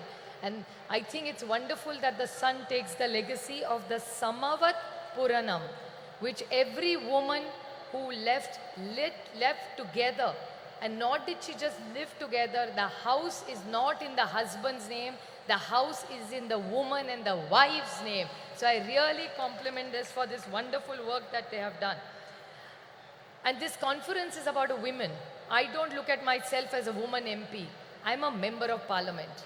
But I would definitely like to put something on record which actually I would not like to call my friend Kanimozhi a victim. But this time when the speeches started about the women's reservation bill, Kanimozhi, which actually means sweet language, and she's exactly sweet language. So when Kanimozhi stood up to give her speech in parliament, she stood up and the bullies of the Bharatiya Janata Party who claim they want to wish women, before Kanimozhi started her speech, started heckling her. And I must say the entire DMK team with the entire NCP, we fought. They are 300, we are only 100. But I'm sure Sumati, Baluji, Daya, Raja, all of us who were there, Kadir, you were there, we all shot those 300 BJP men down because we felt that Kanimozhi was fighting for the rights of every woman of the state. And she, in a most articulate way, put up the points of the DMK. So I really congratulate her for all the efforts that she has done. Well, Tamil Nadu and Maharashtra have a deep relationship. For me personally, Tamil Nadu is very, very special. For the reason that my youngest sister Ashwini is married to a Tamilian boy and they live in here. Karthikeyan, my brother-in-law, is born in a place called Erode. And she's more Tamilian than most Tamilians. She has the most beautiful thali that she wears. And all the women in our family now started wearing thali because of my sister who's married in Chennai. So we have a deep connection of architecture, food, saris, textile, jewelry, music, dance. So I think the rich heritage of Tamil has come to Maharashtra and we feel closer to Tamil Nadu because our daughter has been given here and she's so well treated by Tamilians. So I'm eternally grateful for Tamil Nadu to accept my Maharashtrian daughter here and teach her all the good things that the Tamilians and make her a richer and a nicer person being here. She was quite nice when she was with us, but she's become a better person after she's moved here. So we are eternally grateful to you for looking after my sister. And it's really interesting that how languages bring us together. There are two common things between Maharashtra and Tamil. You have L, you have L, and you have R. We have only L and you have L. It's like Malai is mountain, Palli is school, and Kanimozhi is sweet language. So it's L, and Modi. So these are all interesting things that bring us all together. And we all who are on the dais today are committed to giving every woman her dignity. And that's why we are all here from various parts of the nation. We all work together. And the India project that has been started, we are committed to giving a fair and a just leadership and governance which India deserves. So we are committed, and I thank Thalapathy Stalin Anna for all the efforts that he makes. He comes for every India meeting. The first leader to come to the meeting is Baluji and Anna. Most punctual, most eager. Sometimes people are talking in Hindi, They have no clue what is going on, but Anna and Baluji are very meticulously hearing the meeting. In the middle, they will ask me, what are they saying? Then now we keep a translator for them, but they are so meticulously working, most punctual, most disciplined in every India meeting. So every time we meet Anna and Baluji, we always learn something from me. So I'm eternally grateful to the entire DMK team for putting up this most wonderful meeting and hosting us with so much love. Just a last note I would like to remain, when I see so many women, my most favorite thing in the world and the most favorite flower of mine is jasmine. And the Mallipu is most beautiful, which is Mallipu is the best quality Mallipu you get is in Chennai. And every time I come to Chennai, I take 2 kilos of Mallipu for my mother.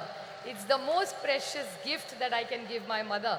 And while I was walking, when I came to meet Anni, I saw in the audience, I could smell this beautiful fragrance of happiness, joy, and celebration. The whole power of this positive energy of the women of Chennai. I'm eternally grateful for us to be here together, to celebrate life, to celebrate freedom, to celebrate joy, to bring it, because I think women have a huge power behind, and it's not about genders. I think the great teamwork that we have done, and like Kanimoli always says in Parliament, don't put us on a pedestal and glorify us as women. We are gender equal, we are as equal as the men. We don't want glorification. We only want equal rights, which we have deserved. And I think with the legacy of Periyar, Anna and Kalingar, I think Tamil Nadu leads the way to all of us for a better India. Thank you very much. சிறப்புரைக்கு மனமார்ந்த நன்றி. அரை நூற்றாண்டிற்கு மேலான பொது வாழ்வில் ஒடுக்கப்பட்ட மக்களின் உரிமை குரலாய் ஒலித்துக் கொண்டிருக்கும் முன்னாள் நாடாளுமன்ற உறுப்பினராகவும் மார்க்சிஸ்ட் கம்யூனிஸ்ட் கட்சியின் இந்நாள் பொலிட் பீரோ உறுப்பினராகவும் திகழும் திருமிகு சுபாஷினி அலி அவர்களை சிறப்புரையாற்ற அன்புடன் அழைக்கிறோம்.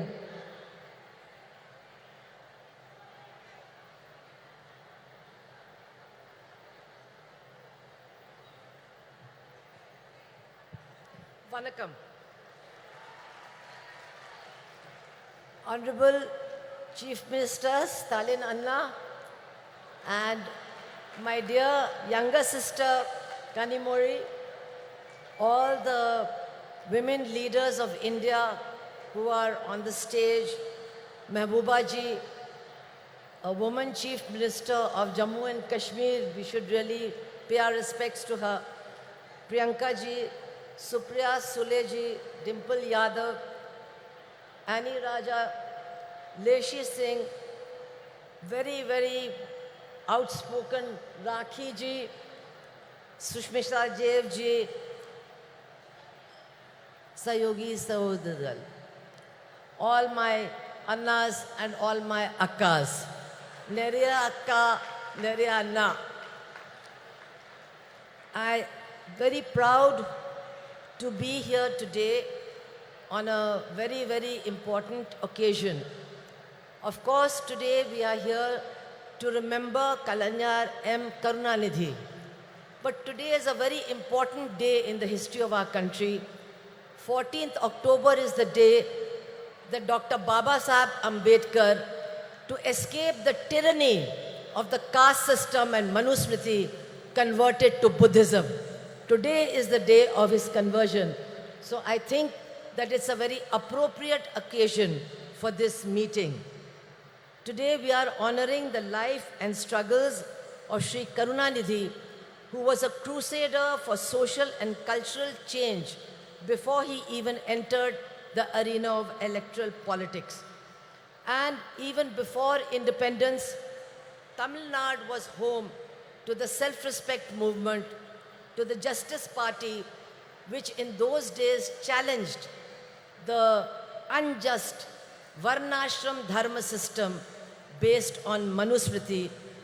And Periyar, of course, the great Periyar, was the leader of that movement. But while he spoke about social justice, Periyar never forgot to speak about women. He talked about the slavery of women, and he demanded that women should get equality, not only in property, but also inside the home and inside society also. And that was the struggle started in Tamil Nadu. Periyar was a leader of that struggle, and I'm very proud to say that Comrade Ramamurthy, Comrade P. Ramamurthy was also one of the leaders of that struggle. That is the struggle from which Karunanidhi ji emerged. He was a writer, he was a poet, he was a script writer, he was a great journalist, he was a great orator. And after 1965, when the big anti-Hindi agitation took place in Chennai, and I was a witness to that because I was a student in Chennai, and I'm happy to tell you, I was the only Hindi-speaking person who was also supporting that movement in Tamil Nadu. And it was that movement which changed the politics of Tamil Nadu, and the DMK, people like the Karunanidhi ji, they won not only the hearts and minds of the Tamil people, but also their votes. And very soon he became Chief Minister of Tamil Nadu, and he tried to translate the principles of the movement to which he belonged into government policy, which is not easy. He ensured equal property rights for women. He gave women in Tamil Nadu access to education, to jobs, and also to nutrition. Women are the most hungry people in our country, and hungry people cannot function. Today, India is 111 on the hunger list of our country in the reign of Narendra Modi. But governments like Tamil Nadu, left government of Kerala have done a great service by trying to ensure that not a single woman and not a single child goes to sleep hungry. Their nutritional needs are taken care of. This is a great achievement. I would like to say that Karunanidhi ji, apart from the policies of his government, was always committed to social justice. He promoted self-respect marriages. He promoted rationalism, scientific thinking, and was constantly emphasizing that we must get rid of superstition and adopt scientific thinking. So many achievements are there. But I would like to say that we have to remember that social justice, gender justice, and economic justice are all intertwined with each other. One cannot be weakened if another one is promoted. All these battles have to be fought together, and only then will we be able to change our society. We have not yet succeeded in doing that. And today, actually, what we are witnessing is an onslaught by the Manuvadi forces against the struggle for progress, the struggle for justice, and the struggle for equality. We must understand who these people are who are ruling the country. Their mentors are the RSS, who in 1949 declared, we do not accept this constitution of Dr. Baba Sahib Ambedkar. The RSS declared that and said, we want to create a society based on Varnashram Dharma, based on Manusmriti. We will have a society based on that. And my dear sisters and brothers, for the last 9 years, that is what they have been doing. They have been trying to destroy the constitution, and they have been trying to replace it with Manuvadi laws and Manuvadi implementation of laws. And it is women who have suffered the most. It is women who are facing the worst kind of terror and oppression, especially in BJP-ruled states. What is happening there, I cannot even describe to you. In Uttar Pradesh alone, in 8 months, there have been 2,000 rapes and 2,000 murders. This is a record in India, in the biggest state ruled by the BJP. And they are trying to change many things they have done, but a very dangerous thing that they are doing is they are trying to introduce a Manuvadi system of delivery of justice. What they are doing is that now the punishment will depend on the religion and the caste of the criminal and the religion and the caste of the victim. So that is why we see that on Independence Day, 15th of August, Narendra Modi's state of Gujarat releases mass murderers and mass rapists who have destroyed Balkis Banu's family, who killed her 2 children and raped her mother, raped her sister-in-law, and killed the male members of her family. They were released on the 15th of August last year.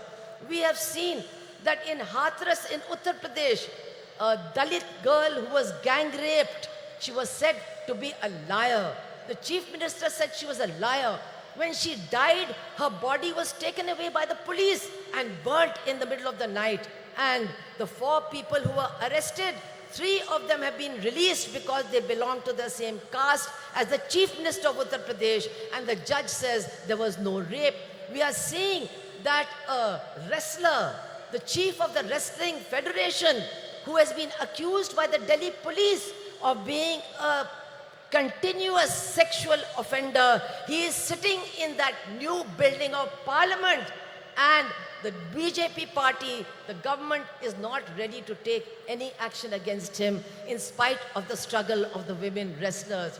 We are seeing that after what happened in Manipur, which we have never seen in our country, that women were handed over by the police to a mob. They were stripped, they were gang raped, and our Chief Minister of Manipur and the Prime Minister of India, who are running a double-engine government, they did not have one word to say about the women and their suffering. And now after 5 months, those women are still crying for justice. Nobody is there to listen to them. This is what is happening in our country as far as women are concerned. And now, to try and get the women's votes, what does the BJP do? They pass the Women's Reservation Bill. It is now an act. But how do they pass it? Just like they give free gas cylinders. They give you 3 free gas cylinders, and then they say, now you go and buy one for 1,200 rupees. This is how they implement their policies. So, Women's Reservation Act has come. But when will it be implemented? Nobody knows. Teriyada. Araka teriyada. Nobody knows. When is this Women's Reservation Act going to come? 24? Illa. 29? Illa. After that, no. I want to tell you, brothers and sisters of Tamil Nadu, to get the Women's Reservation Act implemented, you have to throw out this BJP government, otherwise it will never be implemented. And now, I want to say in the end, that change is coming. There is no doubt about it, change is coming. We can feel the winds of change. And once again, not the BJP agenda, but the agenda of social justice, economic justice, gender justice, they are emerging to occupy center stage in this battle against the BJP. And here, the alternative policies of the left front government in Kerala, the strong Dravidian movement of Tamil Nadu, they are giving strength and inspiration to this movement so that we can all combine and defeat the BJP. I would only like to appeal to all my women sisters over here, all the women over here, that yes, we are struggling for social justice, but we must remember, we must insist that social justice is not complete without gender justice, without justice for women. Social justice cannot be complete without economic justice, without justice for the poor and for the exploited workers and peasants of this country. The whole battle has to be fought together. Only then can we change the face of India. And definitely, Karunanidhi ji's memories will inspire us in this struggle. I want to end by saying, many of you remember that Karunanidhi ji was not only a poet and an administrator, he was also a great journalist. How can you forget his fiery articles in Murasoli, which created a storm in the state of Tamil Nadu. He was a great journalist. If he had been alive today, he would be very sad.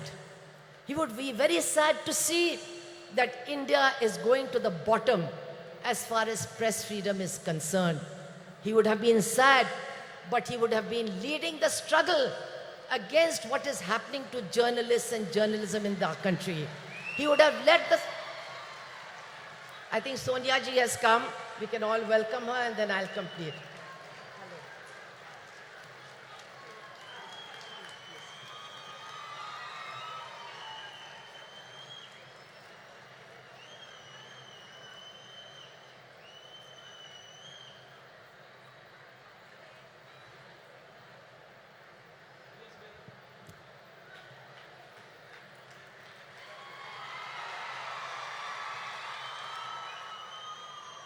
So as I said, I am going to conclude by remembering Karunanidhi ji as a journalist, his articles in Murasoli, and today he would have been very sad to see the lack of freedom of the press, to see the condition of the media, and to see the way in which media persons are being attacked.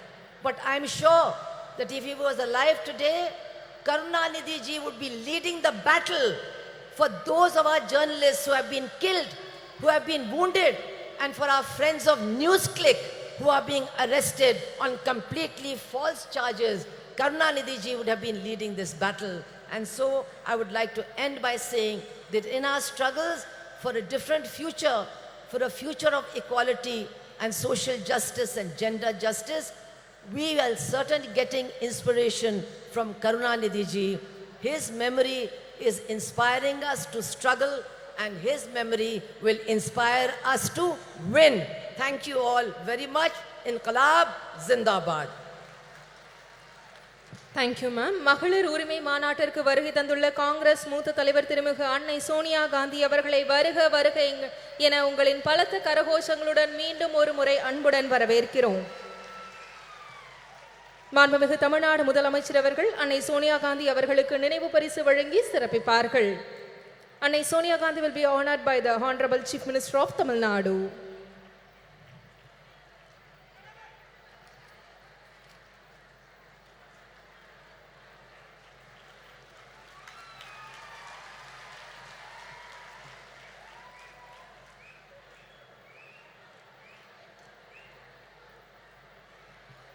திராவிட இயக்க பாதையில் விளிம்புநிலை மக்களுக்காக சமரசமின்றி பணியாற்றி வரும் திராவிட முன்னேற்ற கழகத்தின் துணை பொதுச் செயலாளர் நாடாளுமன்ற உறுப்பினர் திருமிகு கனிமொழி கருணாநிதி அவர்களை உரையாற்ற அன்புடன் அழைக்கிறோம்.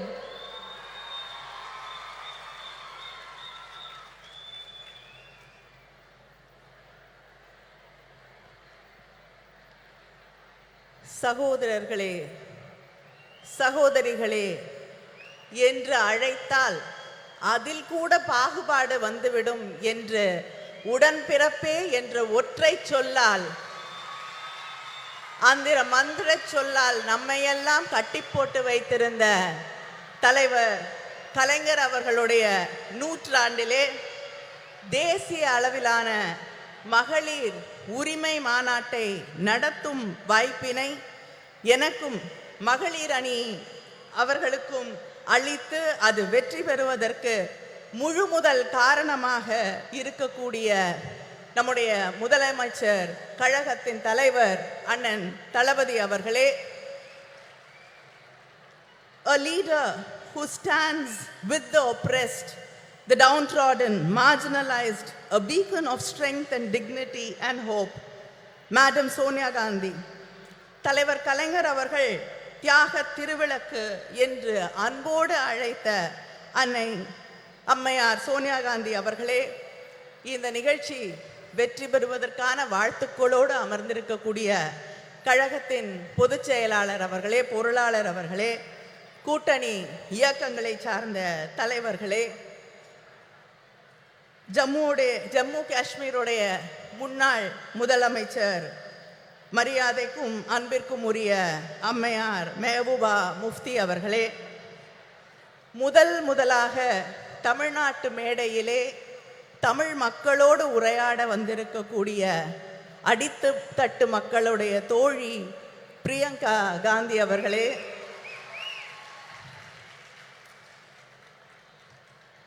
my friend and my sister, நாடாளுமன்றத்திலே எல்லோருடைய மரியாதையும் அன்பையும் பெற்றிருக்கக்கூடிய போராளி சுப்ரியா சூலே அவர்களே, சமூக மாற்றம், பொருளாதார நீதி இவற்றுக்காக தன் வாழ்நாளெல்லாம் சுழன்று பணியாற்றக்கூடிய தோழியர் சுபாஷினி அலி அவர்களே, தோழியர் ஆனி ராஜா அவர்களே, சமூக நீதிக்காக தன் வாழ்நாளெல்லாம் பாடுபட்ட முலாயம் சிங் அவர்களுடைய குடும்பத்தைச் சேர்ந்த டிம்பிள் யாதவ் அவர்களே, சாதிவாரி கணக்கெடுப்பில் புரட்சி செய்திருக்கக்கூடிய முதலமைச்சர் நிதிஷ்குமார் அவர்களின் கட்சியின் அமைச்சர் லேஷி சிங் அவர்களே, டெல்லி சட்டமன்றத்தின் துணை சபாநாயகர் ராக்கி பிட்லன் அவர்களே, திரிணாமுல் காங்கிரஸிலிருந்து வந்து ஆணித்தரமாக அழுத்தமாக உரையாற்றி அமர்ந்திருக்கக்கூடிய சுஷ்மிதா தேவ் அவர்களே, மகளிர் அணியுடைய செயலாளர் ஹெலன் டேவிட்சன் அவர்களே, தொண்டரணியின் செயலாளர் நாமக்கல் ராணி அவர்களே, இந்த நிகழ்ச்சியிலே கலந்து கொண்டிருக்கக்கூடிய அமைச்சர் பெருமக்களே, மாவட்ட கழகத்தின் செயலாளர்களே, இந்த கூட்டம் இவ்வளவு வெற்றிகரமாக நடைபெறுவதற்கு அத்தனை உதவிகளையும் செய்து இந்த கூட்ட ஏற்பாடுகளை எல்லாம் முன்னின்று நடத்தி தந்திருக்கக்கூடிய அமைச்சர் மா சுப்பிரமணியம் அவர்களே, அமைச்சர் தாமு அன்பரசன் அவர்களே, இந்த நிகழ்ச்சியிலே லேட்டாக வந்தாலும் லேட்டஸ்டாக வந்து கலந்து கொண்டிருக்கக்கூடிய இளைஞரணியின் செயலாளர் உதயநிதி அவர்களே, அவர் உள்ளிட்ட அணி செயலாளர்களே, நாடாளுமன்ற உறுப்பினர்களே, சட்டமன்ற உறுப்பினர்களே, திராவிட முன்னேற்றக் கழகத்தின் முன்னணி செயல் வீரர்களே, உங்கள் அத்தனை பேருக்கும் என்னுடைய நன்றியை வணக்கத்தை தெரிவித்துக் கொள்கிறேன். ஒரு மெழுகுவர்த்தியை ஏற்றினால் 1000 விளக்குகளை ஏற்ற முடியும். அறிவொளி பெற்ற ஒரு பெண்ணாலும் அத்தகைய ஒளியை உருவாக்க முடியும் என்று சொன்னவர் தலைவர் கலைஞர் அவர்கள். அப்படி அறிவொளி பெற்ற தீபங்களாக இந்த நிகழ்ச்சியிலே கலந்து கொண்டிருக்கக்கூடிய எங்கள் மகளிர் அணியின் சகோதரிகள் அத்தனை பேருக்கும் என்னுடைய வாழ்த்தை, வரவேற்பை, நன்றியை தெரிவித்துக் கொள்கிறேன். மகளிர் மாநாடுகள் என்பது, மகளிர் உரிமை மாநாடுகள் என்பது நம்முடைய திராவிட இயக்கத்திலே 100 ஆண்டு வரலாற்றை கொண்டிருக்கக்கூடிய ஒன்று. தந்தை பெரியார் அவர்கள் நடத்திய மாநாட்டிலே கண்ட கனவுகள் தான் தலைவர் கலைஞரின் ஆட்சி காலத்திலே பெண்களின் கல்வியாக, பொருளாதார முன்னேற்றமாக, வேலை வாய்ப்பாக, அரசு பணிகளிலே வாய்ப்புகளாக மாறி பெண்களுடைய வாழ்க்கையையே மாற்றி காட்டி இருக்கக்கூடிய சாதனைகளாக மிளிர்ந்தது. அதுபோல இந்த சமூகத்திலே பேசக்கூடியவர்கள் எல்லோரும் ஒன்றை குறிப்பிட்டு சொல்லுவார்கள், ஒரு பெண்ணுக்கு ஆண் தான் பாதுகாப்பு. சொல்லுவாங்களா இல்லையா? பெண்களுக்கு ஆண் இருந்தாதான் பாதுகாப்பு என்று.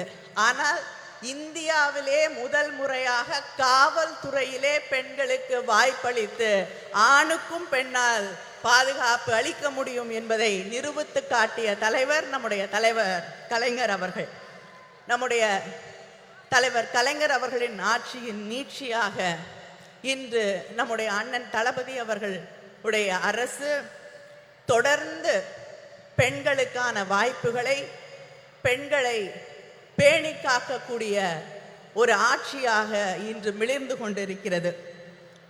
ஆட்சி பொறுப்பேற்று கொண்ட அதே நாளிலே பெண்களுக்கான இலவச பயணம், பேருந்து பயணத்தை விடியல் பயணமாக அறிவித்து யாரும் பெண் வீட்டை விட்டு வெளியில போகக்கூடாதுன்னு சொல்ல முடியாத ஒரு நிலையை உருவாக்கி காட்டியவர் நம்முடைய முதலமைச்சர் அவர்கள். அதே போல கல்விக்காக பெண் படிக்க வேண்டும் என்ற ஒரு கனவோடு இருக்கக்கூடிய பெண்ணின் கனவை எதுவுமே சிதைத்து விடக்கூடாது என்பதற்காக நீ எவ்வளவு படித்தாலும் உன்னோடு ஒரு அண்ணனாக தந்தையாக நான் நிற்கிறேன் என்று அவள் படித்து முடிக்கும் வரை 1000 ரூபாய் வழங்கக்கூடிய ஆட்சி திராவிட முன்னேற்ற கழக ஆட்சி, நம்முடைய அண்ணன் தளபதி அவர்களுடைய ஆட்சி. அதே போல வீட்டிலே இருக்கக்கூடிய சகோதரிகளை பற்றி யாராவது கேட்டா வீட்டில் என்ன பண்ணுறாங்கன்னு கேட்டால் சொல்லுவாங்க சும்மா இருக்காங்கன்னு. யாராவது சும்மா இருக்கீங்களா? இல்லை. எல்லாரும் எழுந்துக்கிறதுக்கு முன்னாடி எழுந்து அந்த வேலையெல்லாம் நான் சொல்லி முடித்தேன்னா 10 நிமிஷம் ஆயிரும். பெருக்கி சமைச்சு துணி துவைச்சு என்று ஓடிக்கொண்டே இருந்து எல்லோரும் தூங்கிய பிறகு உறங்க செல்லக்கூடிய உழைப்பின் சிகரங்களாக இருக்கக்கூடிய உங்களுக்காக உங்கள் உழைப்பை நான் மதிக்கிறேன், நான் ஏற்றுக்கொள்கிறேன், கொண்டாடுகிறேன் என்று சொல்லக்கூடிய வகையிலே கலைஞர் உரிமை தொகை உதவித்தொகை இல்லை என்று சொல்லி உரிமை தொகை என்று சொன்னவர் நம்முடைய முதலமைச்சர் அண்ணன் தளபதி அவர்கள். இதுதான் திராவிட மாடல் ஆட்சி. இந்த ஆட்சியிலே தான் இங்கே வந்திருக்கக்கூடிய சகோதரிகளிலே தமிழ்நாட்டிலே 11 பெண் மேயர்கள் இருக்கிறார்கள். இங்கே இருக்காங்க 11 பெண் மேயர்கள் இருக்கக்கூடிய மாநிலம் தமிழ்நாடு. இப்படிப்பட்ட வாய்ப்புகளை எல்லாம் உருவாக்கி தந்து கொண்டிருக்கக்கூடியவர்கள் நாம். ஆனால் ஒன்றிய அரசாங்கத்திலே நம்முடைய பிரதமர் இருக்கிறார். நாரி சக்தி, பெண் சக்தி என்று சொல்லி பெருமையாக பேசுவார். அவருடைய உரையாடல்கள் எல்லாம் பெண் சக்தியை, நாரி சக்தியை நாங்கள் கொண்டாடுகிறோம் என்று பொய் புரட்டுகளை எல்லாம் சொல்லி கொண்டிருப்பார்கள். இங்கே பேசியவர்கள் எல்லாம் குறிப்பிட்டு சொன்னது போல ஒரு மகளிருக்கான மசோதாவை கொண்டு வந்தார்கள். யூபிஏ ஆட்சியிலே 2010 அம்மையார் சோனியா காந்தி அவர்கள் வலியுறுத்தலிலே நம்முடைய ஆதரவோடு மகளிர் மசோதா நிறைவேற்றப்பட்டது ராஜ்யசபாவில். அதுக்கு எந்த கண்டிஷனும் கிடையாது. இதெல்லாம் இருந்தாதான் அதை நடைமுறைக்கு கொண்டு வருவோம் என்ற நிலை இல்லை. ஆனால் பிஜேபி மார்த்தட்டி கொள்கிறார்களே, நாங்கள் மகளிர் மசோதாவை கொண்டு வந்து விட்டோம் என்று. அந்த மகளிர் மசோதா இப்ப இல்லை, 10 ஆண்டுகள், 20 ஆண்டுகள், 50 ஆண்டுகள் ஆனால் கூட அந்த மகளிர் மசோதா நடைமுறைக்கு வர முடியாத ஒரு மசோதாவை அவர்கள் கொண்டு வந்து தேர்தலுக்காக பெண்களை ஏமாற்ற துடித்து கொண்டிருக்கிறார்கள். இந்த ஆட்சியில, ஒன்றியத்திலே இருக்கக்கூடிய பிஜேபி ஆட்சியிலே எந்த பெண்ணுக்காவது பாதுகாப்பு இருக்கிறதா என்று நீங்கள் சிந்தித்து பார்க்க வேண்டும். மணிப்பூர் பற்றி எரிந்து கொண்டிருக்கிறது. 50,000 பேருக்கு மேல் தன் வீடுகளை விட்டு நூற்றுக்கணக்கான முகாம்களிலே வாழ்ந்து கொண்டிருக்கிறார்கள். நானும் சுஷ்மிதா தேவ் அவர்களும் அந்த முகாம்களை சென்று பார்த்த பொழுது அங்கே பெரும்பாலும் பெண்களும் குழந்தைகளும் வாழ முடியாத நிலையிலே சொல்லுனா துயரோடு வாழ்ந்து கொண்டிருக்கிறார்கள். அவர்கள் இன்று வரை மாதக்கணக்கிற்கு பிறகும் இன்றும் வீட்டிற்கு போக முடியாத நிலை. இதே பிஜேபி குஜராத்திலே செய்த அட்டூழியங்களை, அநியாயங்களை, பெண்கள் எந்த அளவிற்கு பாதிக்கப்பட்டார்கள் என்பதை நாம் இன்று வரை மறந்து விட முடியாது. மத கலவரங்கள், காழ்ப்புணர்வு அரசியல், வெறுப்பு அரசியல் என்று வரும் பொழுது மிகப்பெரிய அளவிலே பாதிக்கப்படுவது பெண்கள் தான் என்பதை இங்கே இருக்கக்கூடிய சகோதரிகள் உணர்ந்து கொள்ள வேண்டும். மணிப்பூரிலே இந்த நிலை.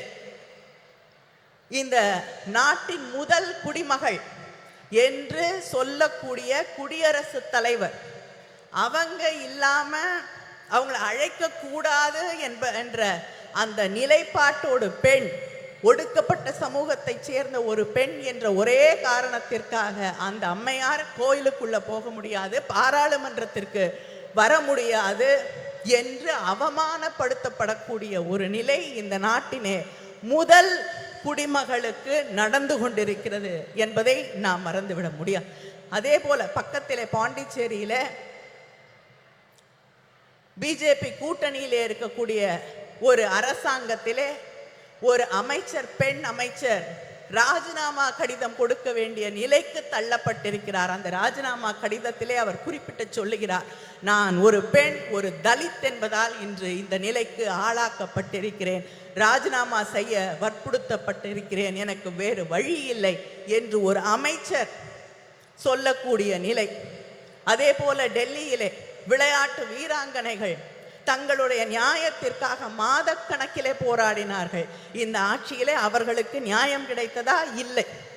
இப்படி யாருக்குமே அது குடியரசுத் தலைவராக இருக்கட்டும், வீராங்கனைகளாக இருக்கட்டும், அமைச்சர்களாக இருக்கட்டும், சாதாரண சாமானிய வீட்டு பெண்களாக இருக்கட்டும், யாருக்குமே பாதுகாப்பில்லை, நியாயம் இல்லை என்று இருக்கக்கூடிய ஒரு நிலையைத்தான் மத்தியிலே ஒன்றியத்திலே இருக்கக்கூடிய பிஜேபி ஆட்சி உருவாக்கி தந்திருக்கிறது. இந்த நிலை இந்த நாட்டிலே நீடிக்க வேண்டுமா? நீடித்தால் பெண்களுக்கு பாதுகாப்பு இருக்கிறதா என்பதை நீங்கள் சிந்தித்து பார்க்க வேண்டும். வேலை வாய்ப்பு நம்முடைய ஆட்சி தமிழ்நாட்டில் இன்னைக்கு இந்தியாவிலே அதிகமாக பெண்கள் வேலைக்கு போகக்கூடிய பெண்கள் இருக்கக்கூடிய 43% பெண்கள் வேலைக்கு போகக்கூடிய வாய்ப்பை பெற்றிருக்கக்கூடிய மாநிலமாக நாம் பெருமையாக பேசக்கூடிய நிலை இருக்கிறது. ஆனால் இந்த நாட்டிலே பிஜேபி ஆட்சியில் முதல்ல 2016-17 15% பெண்கள் வேலைக்கு போகக்கூடிய வாய்ப்பு இருந்தது. ஆனால் இன்று அது 8% இந்த பிஜேபி ஆட்சியிலே அது குறைந்திருக்கிறது. கல்வி இல்லை, எதிர்காலம் இல்லை, பாதுகாப்பு இல்லை என்ற நிலையைத்தான் இவர்கள் இந்த நாட்டிலே இருக்கக்கூடிய பெண்களுக்காக உருவாக்கி தந்திருக்கிறார்கள் என்பதை நாம் புரிந்து கொள்ள வேண்டும். சரிசமமாக தேர்தல் களத்திலே வாக்களிக்கக்கூடியவர்களாக பெண்கள் இருக்கிறார்கள். 50% வாக்குகள் பெண்களிடமிருந்து வருகிறது. ஆனால் அங்கே இருக்கக்கூடிய பாலிசி டிசிஷன் எதிலும் பெண்களுடைய கருத்துக்கள் கேட்கப்படுவதில்லை. பெண்களுக்கு இடம் இல்லை, பெண்கள் ஒதுக்கப்படுகிறார்கள் என்ற அந்த நிலைதான் நீடித்து கொண்டிருக்கிறது. நாங்கள் யாசகம் கேட்கவில்லை, எங்கள் உரிமைகளுக்காக போராடுகிறோம் என்று இந்த நாட்டிலே இருக்கக்கூடிய பெண்கள் நிமிர்ந்து நின்று போராட வேண்டிய அந்த கட்டத்திலே நாம் நின்று கொண்டிருக்கிறோம் என்பதை மறந்துவிடக் கூடாது. Politics should be determined, defined and decided with opinions, concerns and aspirations of women. Without that, there should be no politics, no policy making and no governance without listening to what we want to say.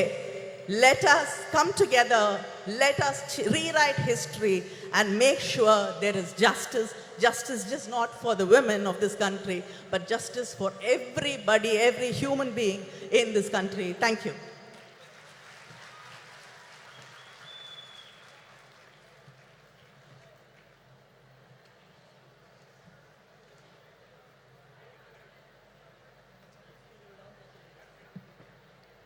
சிறப்புரைக்கு மனமார்ந்த நன்றி. இந்தியாவின் எந்த மூலையில் அநீதி இழைக்கப்பட்டாலும் அதற்கு எதிராக குரல் கொடுப்பவர், ஒடுக்கப்பட்ட மக்களின் உரிமைகள் பறிக்கப்படும் போது களத்தில் நின்று போராடுபவர். இந்திய தேசிய காங்கிரஸ் கட்சியின் பொதுச் செயலாளர் திருமிகு பிரியங்கா காந்தி வத்ரா அவர்களை சிறப்புரையாற்ற அன்புடன் அழைக்கிறோம். முதன்முறையாக தமிழ்நாட்டின் மேடையில் திருமிகு பிரியங்கா காந்தி வத்ரா அவர்கள்.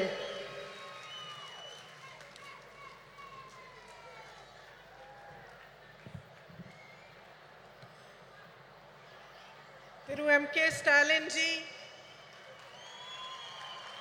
Srimati Sonia Gandhi ji, Tirumati Kanimodi Karunanidhi ji,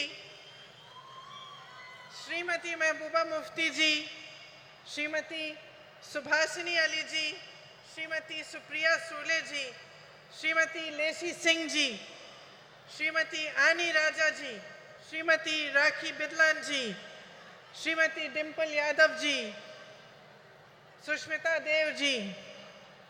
It is an honor for me to be here today to commemorate the 100th birthday of Thiru K. Karunanidhi and share the stage on this special meeting for women with all of you. 32 years ago, on the darkest night of my life, I first set foot on this land of Tamil Nadu. I was here to collect my father's shattered body. I was 19 years old and my mother was just a few years younger than I am today. As the door of the plane opened, the night grabbed us and drew us in. But I was not afraid of it because the worst thing I could have imagined had already happened. A few hours earlier, my father had been killed.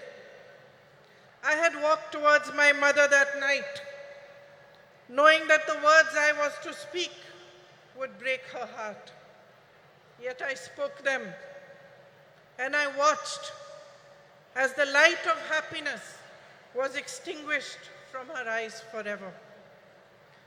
We walked down the stairs of the plane onto the tarmac of Minambakam Airport Terminal, shocked and alone.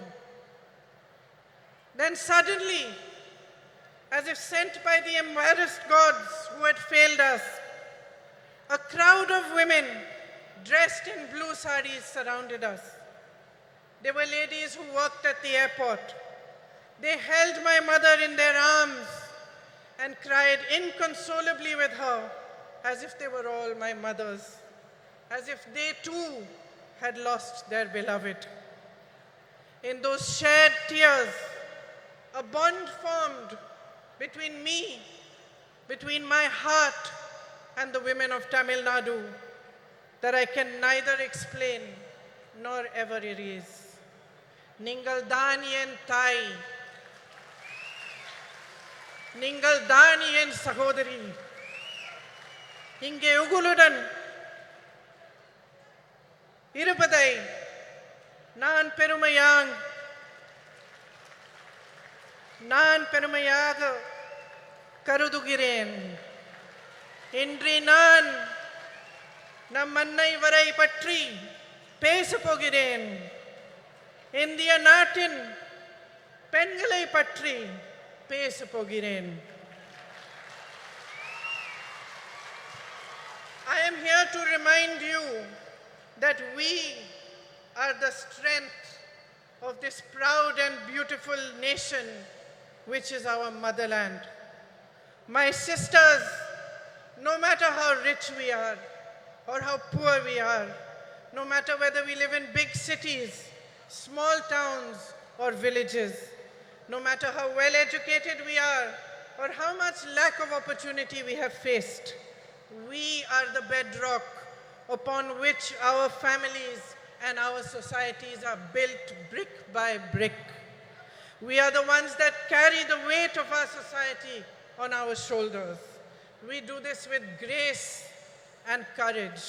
We do it with tenacity and strength of will, and our capacity to absorb pain and suffering is immense. We are proud of these qualities which have been passed on in our bones through generations and generations of oppression. But my sisters, I am here to remind you that we are more than this. We are greater than our ability to bear suffering. We are the ones that nurture and hold, that give to our children and to all those around us unfailingly. We are the ones who teach courage, the ones who teach love. It is us who understand forgiveness and us who know how to fight fearlessly in the face of adversity. We are the workforce powering our nation forward, and we are the millions of young women aspiring towards a better future.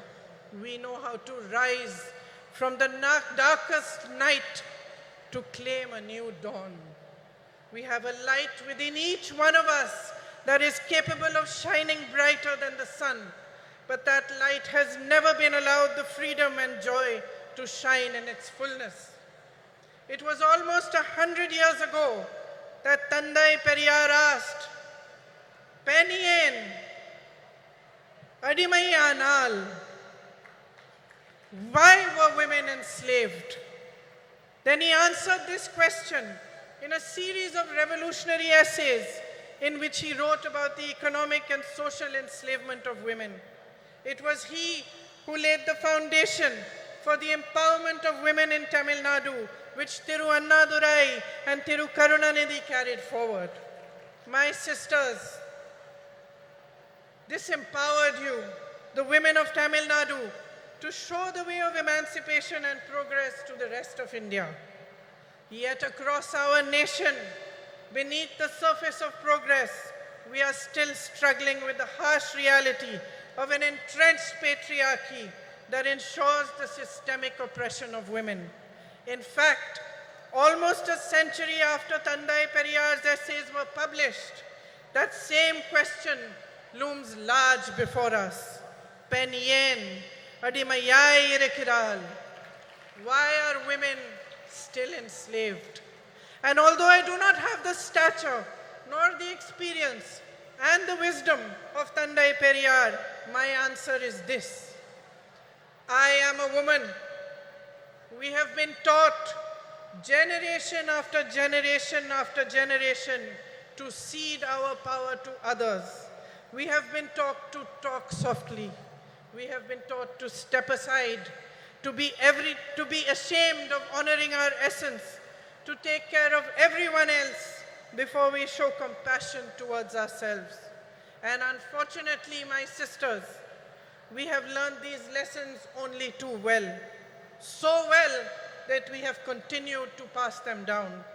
We have learned to define ourselves through the eyes of the hierarchy that was instilled in us. And by doing so, we have allowed and enabled our own oppression.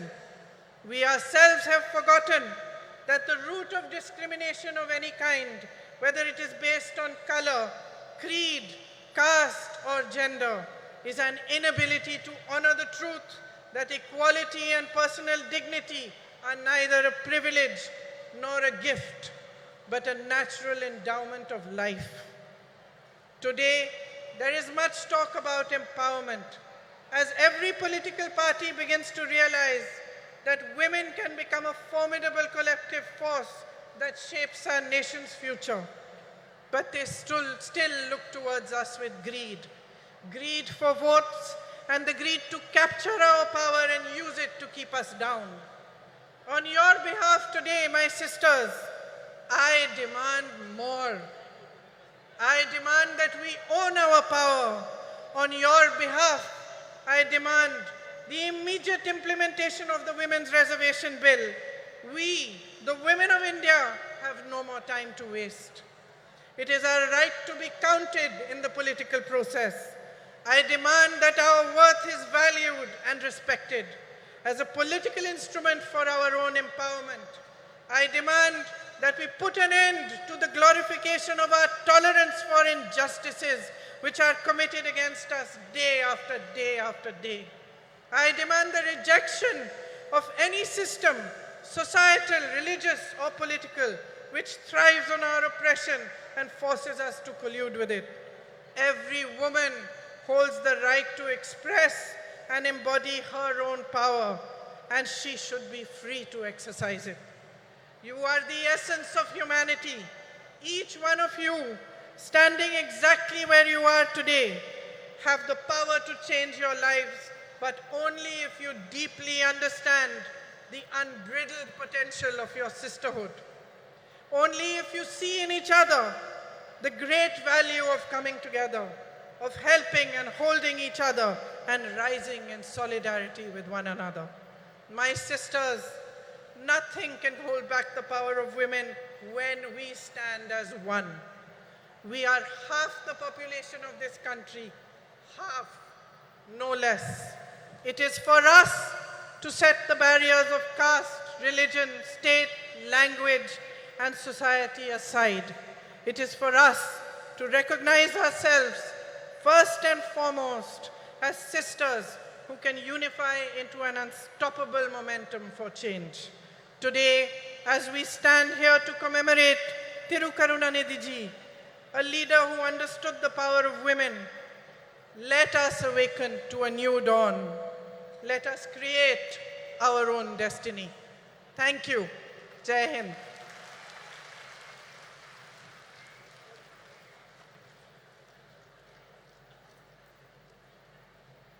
முதன்முறையாக தமிழ்நாட்டின் மேடையில் தமிழிலும் இணைந்து சிறப்புரையாற்றியமைக்கு மனமார்ந்த நன்றியினை தெரிவித்துக் கொள்கிறோம்.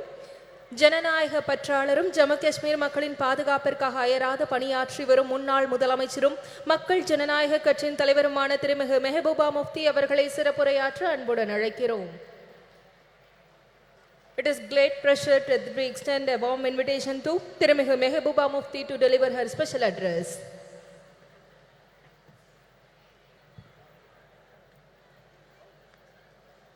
Respected Sonia Gandhi ji, Dalapati M.K. Stalin, Honorable Chief Minister of Tamil Nadu, Kanamozi Karunanidhi ji, Priyanka Gandhi ji, Supriya Sule ji, Dimple Yadav ji, Subhasini Ali ji, Annie Raja ji, Miss Lesh Singh ji, Miss Rakhi Bidlan ji, and Miss Sushmita Dev ji, and all my brothers and sisters. I don't know whether I should call Akka and Anna. Is that right? This is for the first time I am making a speech by reading a script, because since I don't know Tamil, you don't know Urdu, so I'll try to be do my best. It's an honor for me to attend the 100th birth anniversary of Kalaignar Karunanidhi ji and to speak on a subject that is incredibly close to my heart, not just because I am a woman, but because I have gone through all that a woman has to endure during the life since the time she is born. Most people assume that women from privileged backgrounds like me have it easy, but that's not the case. Every woman, regardless of her religion, social status, caste, creed and color, undergoes tremendous challenges, sometimes simply to survive, let alone thrive, and I am sure the galaxy of women here will vouch for that. Even though born with privileged backgrounds, we have to work very, very hard, Female infanticide, child abuse, discrimination at home, discrimination at workplace, dowry deaths, rape, violence, and other atrocities keep happening to all of us. And one cannot simply state enough the huge role Karunanidhi ji played towards the emancipation and upliftment of women. His crusade in this direction started much before he entered politics. Even as a writer, blessed with a razor-sharp intellect, his scripts were ahead of his times. They strongly advocated equal rights for females and also helped in removing social stigmas and taboos associated with women by renouncing religious patriarchy. The empowerment of women was an integral and crucial part of his idea of social justice. Some of the path-breaking reforms that he introduced were free education for girl child, encourage remarriage of women, rehabilitate widows, encourage their remarriage, induct them into police force, reservation in local governance and government jobs, and also setting up self-help groups. Such was his vision and compassion that he went a step further in his efforts to bring in social security schemes for transgenders who are looked down upon in our society. I am pleased that his son and current Chief Minister, Stalin ji and Kanimuzi are carrying forward their father's legacy. Many initiatives besides the initiatives like providing free bus, monthly financial assistance to girls studying in government schools, 1,000 rupee to housewives who are heading the family. What is really remarkable is his latest decision to certify women priests, 3 women priests. This is something remarkable. It is happening at a time when women are not allowed to enter religious places, whether they are Hindus or Muslims or whatever. This is really admirable, and I salute for this to you.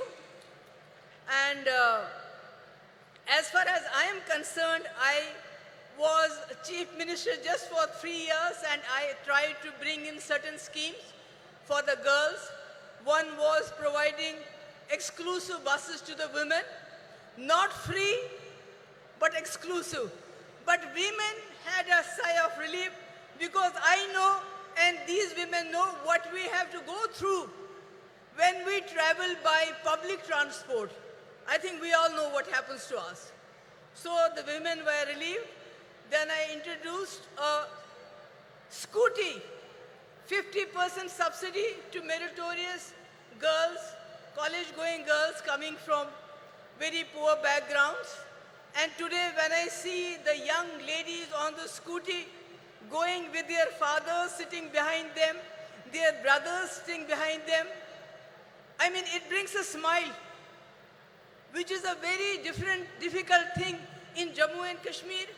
After 2019, when everything was snatched from us, what this great country had given us, what the Indian Constitution had given us, the people of J&K have stopped smiling, except when Rahul ji came with his brigade, this Bharat Jodo Yatra. I saw the smile on the faces of Kashmiris, from the faces of Jammu people after a long time. And then one more thing which I did during my tenure was to waive off stamp duty on the land that was purchased in the name of women.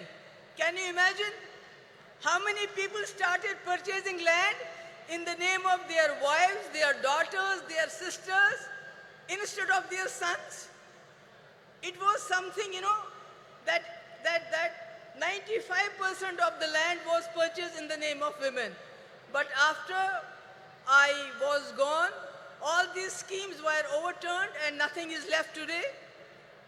Today when I am talking, making a speech at this point of time, there are conflicts going around the world. There are wars going in many parts of the world, like Palestine, Israel, Ukraine, Russia, and not to forget what is happening in our backyard, Manipur. And women are the worst sufferers when these wars take place, because not only do they suffer during these conflicts, they are left to pick up the pieces afterwards. So, when I look at our country today, I feel the women in our country are not in a good place. They are suffering because the government and the center, the economy is going down, the inflation is going up, unemployment is going up, everything is breaking the backbone of the housewife who has to make the two ends meet. She has to provide for the family. And to add to all this, the government at the center, which has failed to fulfill the promises they had made. During UPA, there was 450 rupees for cylinder. Now it is 1200 rupees. Petrol has gone 100 rupees above. Who is suffering the most? The housewife. And to add to all of this, the present government, the Modi government, is trying to divert the attention from all these problems by their sinister design of injecting hatred, venom into the society through the youngsters of the poorest of poor. These poor boys are encouraged. They are provoked to lynch the people of other communities. They are garlanded. The people, the sons, the daughters of the ruling party are studying good education in and abroad. They are having good jobs, lucrative jobs. They are getting good contracts. And if they don't have a job, then they go and head the sports bodies of our country. But what about the poor children? They are pushed into implementing their sinister agenda of divide between Hindus and Muslims. And this is really tearing apart our society. and again it has a very, very drastic effect on the women folk. Because any person who commits a crime, he is a criminal. Whether he goes to jail or not, so they are criminalizing the whole society at this point of time. So, my point is that if and when, inshallah, I hope that the India Alliance will come to power, and Rajiv Gandhi ji has already sown the seeds of 33% reservation in panchayats. We have a huge number of women who are ready to take their place in assemblies and parliaments, and I am hopeful once India Alliance comes to power, Rajiv Gandhi's dream will come alive, it will be fulfilled, not like a joke which our Prime Minister played. He signed a check, kept it in his pocket and told the women folk, we'll cash it sometime in 2047. So, but we're not going to do that, inshallah. I am hopeful. And at the last, I would like to thank once again Stalin ji, Kanimudi ji, who was personally invited us. And I'm so happy that Sonia ji is here to grace the occasion. And thank you so much for bearing with me. I know I have not been able to, make you understand every word I said, but thank you so much. Thank you ma'am. மதச்சார்பின்மைக்கும் ஜனநாயகத்திற்கும் நம்பிக்கை ஒளியாய் திகழ்பவரும் தலைவர் கலைஞர் அவர்கள் பெரிதும் மதித்த தலைவருமான காங்கிரஸ் கட்சியின் மூத்த தலைவர் அன்னை சோனியா காந்தி அவர்களை வரலாற்று சிறப்பு வாய்ந்த இந்த நிகழ்வில் மாநாட்டு பேருரையாற்ற அன்புடன் அழைக்கிறோம். அன்னை சோனியா காந்தி அவர்களின் உரையை மொழியாக்கம் செய்ய காங்கிரஸ் மூத்த தலைவரும் தமிழ்நாடு சிறுபான்மை ஆணைய தலைவர் திரு பீட்டர் அல்மோன்ஸ் அவர்களை அன்புடன் அழைக்கிறோம்.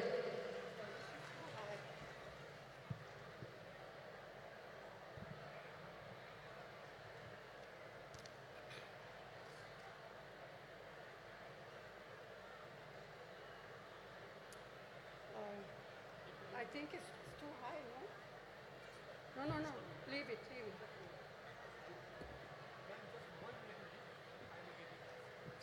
Then it will be too low. Thiru M.K. Stalin ji, Tirumati Kanimori Karunanidhi ji, all women's leader on the dais, Sahodara, Sahodarigale, Vanakkam.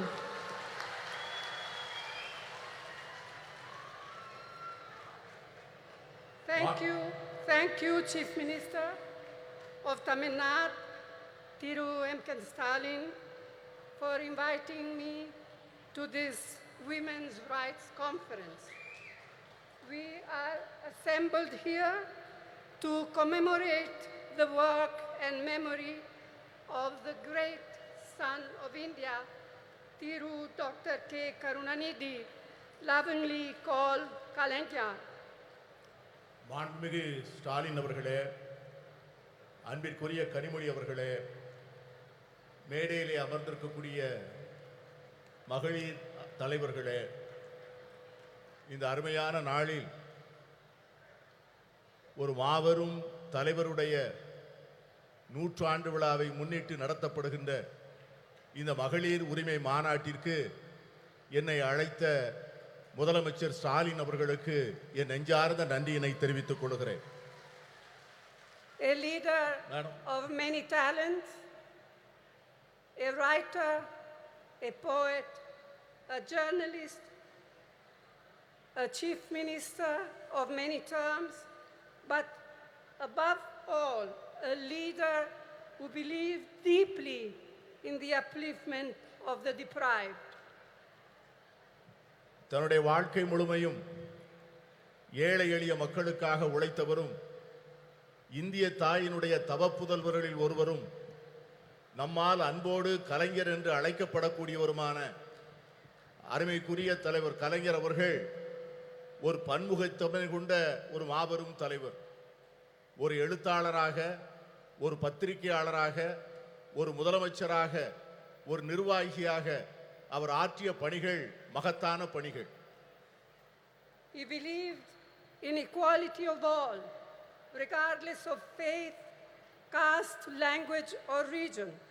And ahead of his time, he was a champion of gender equality, which has now become something of a national movement. மாநிலம், மொழி, சாதி, மத நம்பிக்கை இவற்றிற்கெல்லாம் அப்பாற்பட்டு எல்லோரையும் சமத்துவமாக பார்க்கக்கூடிய ஒரு அருமையான தத்துவத்திலே அவர் நம்பிக்கை கொண்டிருந்தார். தன்னுடைய வாழ்நாளின் போது அதிகமாக பேசப்படாத பாலின சமத்துவத்தை அவர் சிந்தித்து அதற்காக போராடுகின்ற ஒரு போராளியாக தன்னை அடையாளப்படுத்திக் கொண்டார். இன்று அது ஒரு தேசிய இயக்கமாக கொண்டாடப்படுகின்ற சூழ்நிலை உருவாகி இருக்கிறது. Our women have made India proud in multiple fields and sectors, in spite of the shackles of tradition, patriarchy, and culture that stood on the way. This struggle for equality has had many ups and downs. But today, Indian women shine in many spheres. To mention just a few: science, knowledge, skills, culture, and sports, and politics. And above all, as centers of our families and leaders of people. நம்முடைய பெண்கள் இந்தியாவிலே மிக மகத்தான சாதனைகளை செய்திருக்கிறார்கள். மரபு வழி சமூகம், ஆணாதிக்க சமூகம், கலாச்சாரம் என்கிற தடைகளை எல்லாம் மீறி அவர்கள் மிக அருமையான சாதனைகளை செய்து முடித்திருக்கிறார்கள். இந்த நீண்ட நெடிய போராட்டத்தில் ஏற்றங்களும் இருந்திருக்கின்றன, இரக்கங்களும் இருந்திருக்கின்றன. ஆனால் இன்று இந்திய பெண்கள் பல்வேறு துறைகளிலே ஒளிர்கிறார்கள்.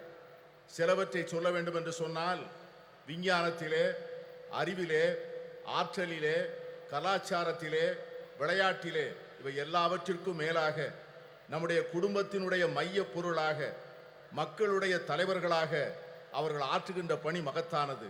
இருந்தாலும் கூட இந்த போராட்டம் இன்னும் நீண்ட தூரம் பயணிக்க வேண்டும், இன்னும் பல்வேறு தடைகளை தாண்ட வேண்டும். Yet, we all know this struggle continues, and there are many more frontiers to cross, especially for our disadvantaged sisters.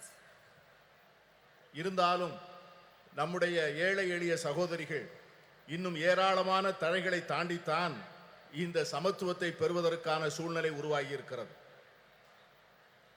The remarkable non-violent freedom struggle led by Mahatma Gandhi placed a strong emphasis on gender equality. In 1928, the draft constitution was being crafted under the chairmanship of Motilal Nehru, and the Karachi Resolution of 1931, framed by Jawaharlal Nehru. Both these documents championed women's rights, advocating for equal voting rights, political and economic rights, and fair wages. They laid the foundation for women to play an equal role in our nation's building. They embodied the promise of universal suffrage, gender equality, and the socialist equitable society. And this spirit continued when the Constitution of India, under the leadership, chairmanship of Dr. B.R. Ambedkar, was ultimately framed. Mahatma காந்தியினுடைய தலைமையிலே ஏற்றுக்கொள்ளப்பட்ட சாத்வீகமான வன்முறையற்ற சுதந்திர போராட்டம் மகளிர் சமத்துவத்தை முன்னிலைப்படுத்தியது. 1928 அரசியல் சாசன சட்ட வரைவு மோதிலால் நேரு அவர்கள் தலைமையிலான குழு தயார் செய்து அந்த அறிக்கையை சமர்ப்பித்தது. அதற்கு பிறகு கராச்சியில் நடந்த அகில இந்திய காங்கிரஸ் மாநாட்டில் இந்த தேசத்தினுடைய முதல் பிரதமர் ஜவஹர்லால் நேரு அவர்கள் கராச்சி தீர்மானம் என்கிற பெயரிலே வடிவமைக்கப்பட்ட தீர்மானங்கள். இந்த இரண்டு ஆவணங்களும் பெண்களுடைய உரிமைகளை கொண்டாடுவதிலும் அவர்களுக்கு வாக்குரிமை அளிப்பதிலே சமத்துவம் வழங்கப்பட வேண்டும் என்பதையும், பொருளாதாரத்திலும் அரசியலிலும் செயல்பாடுகளிலே அவர்களுக்கு சரியான பங்கு தரப்பட வேண்டும் என்பதையும் வலியுறுத்தியது. இந்த இரண்டு ஆவணங்களும் அந்த அடிப்படையில்தான் நம்முடைய பெண்கள் ஒரு மிகப்பெரிய ஒரு சமூக மாற்றத்திற்கான முன்னெடுப்பை நோக்கி பார்க்க ஆரம்பித்தார்கள்.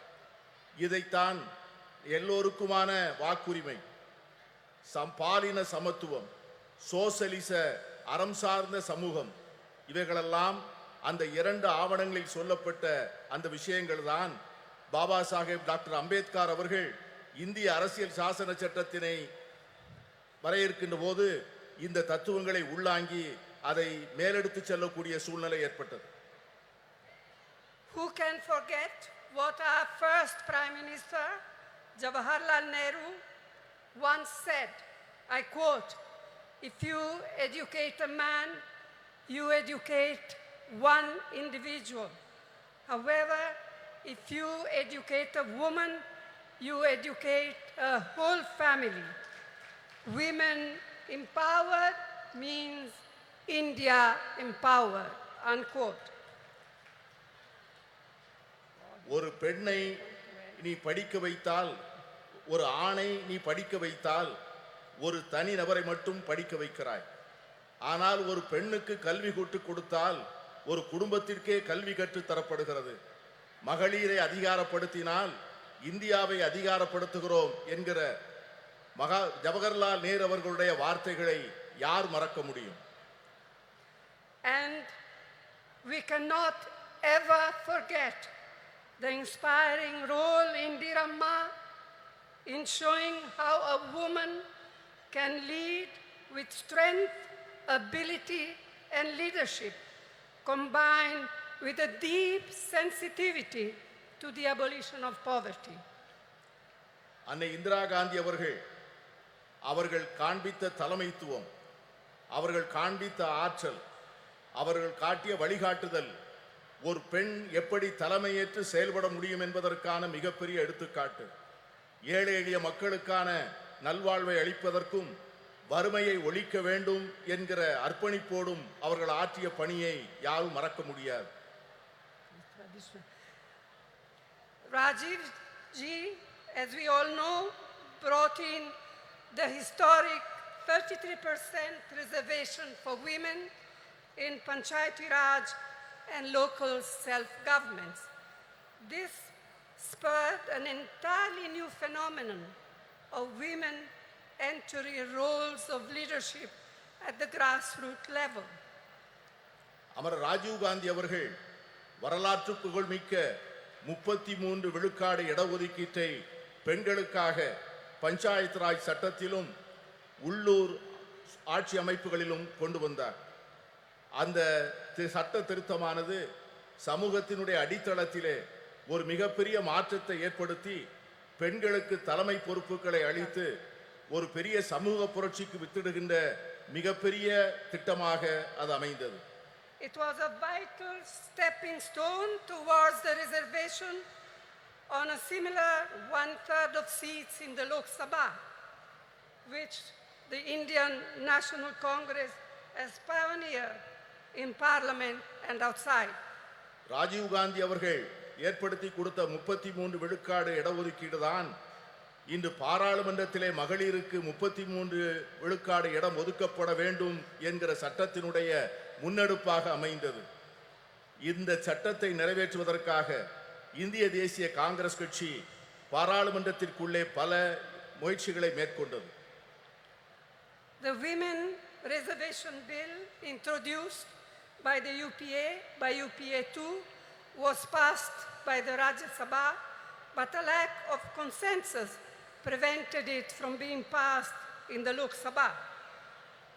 Now, the Women's Reservation Bill has finally been passed due to our relentless persistence, all of us, not just the Congress, our relentless persistence and effort But as we all know, it has still a long way to come. And as Mehboobaji said, and as many of us, Member of Parliament, said in our intervention in Parliament, when is the bill now going to be implemented? In 1 year, in 2 years, in 3 years? We have no idea. Yes, I can see that some of you men are happy, but we are not. We women are not.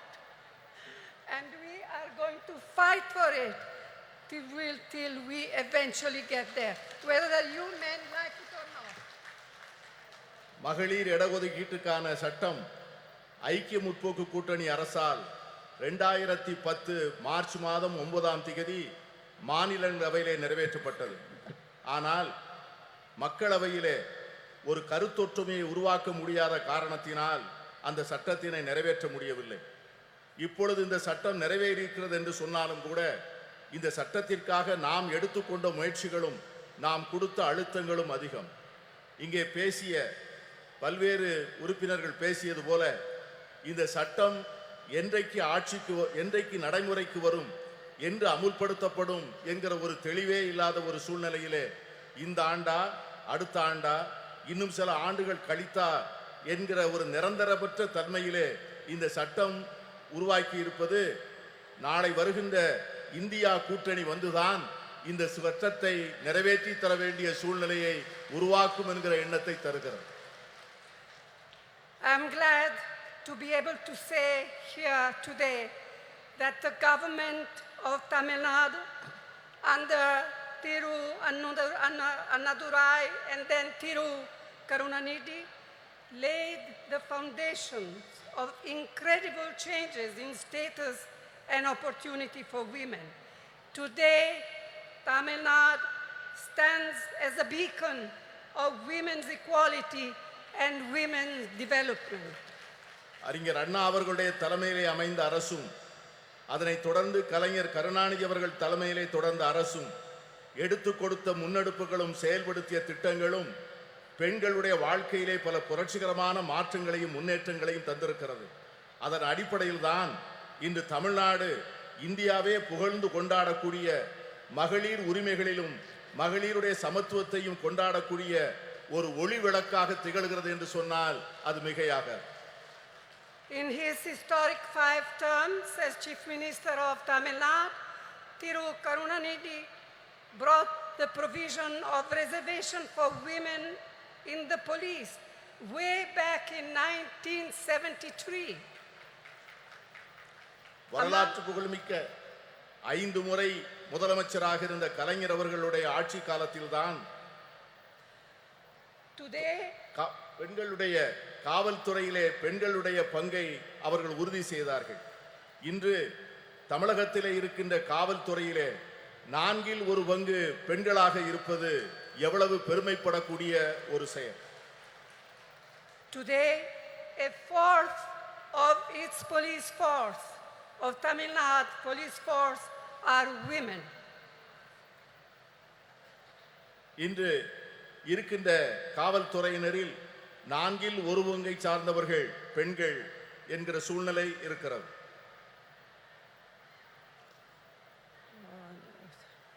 Another very important initiative brought in by Karunanidhi was the reservation for women in government positions. Today, women's participation in government services exceeds 30%. And I am told that just recently, Chief Minister M.K. Stalin has raised it to 40%. And I commend your Chief Minister for this. கலைஞர் கருணாநிதி அவர்கள் செய்த முக்கியமான மற்றொரு சீர்திருத்தம் என்னவென்று சொன்னால் அரசு பணிகளிலே பெண்களுக்கான இடஒதுக்கீட்டை செய்தது. அதன் விளைவாக அரசு பணிகளிலே 30 விழுக்காட்டை சார்ந்தவர்கள் பெண்களாக இருந்தார்கள். இன்று நம்முடைய முதலமைச்சர் ஸ்டாலின் அவர்கள் தலைமையிலே செயல்படுகின்ற அரசு அந்த 30 விழுக்காட்டை 40 விழுக்காடாக உயர்த்தி பெண்களை பெருமைப்படுத்தி இருக்கிறது.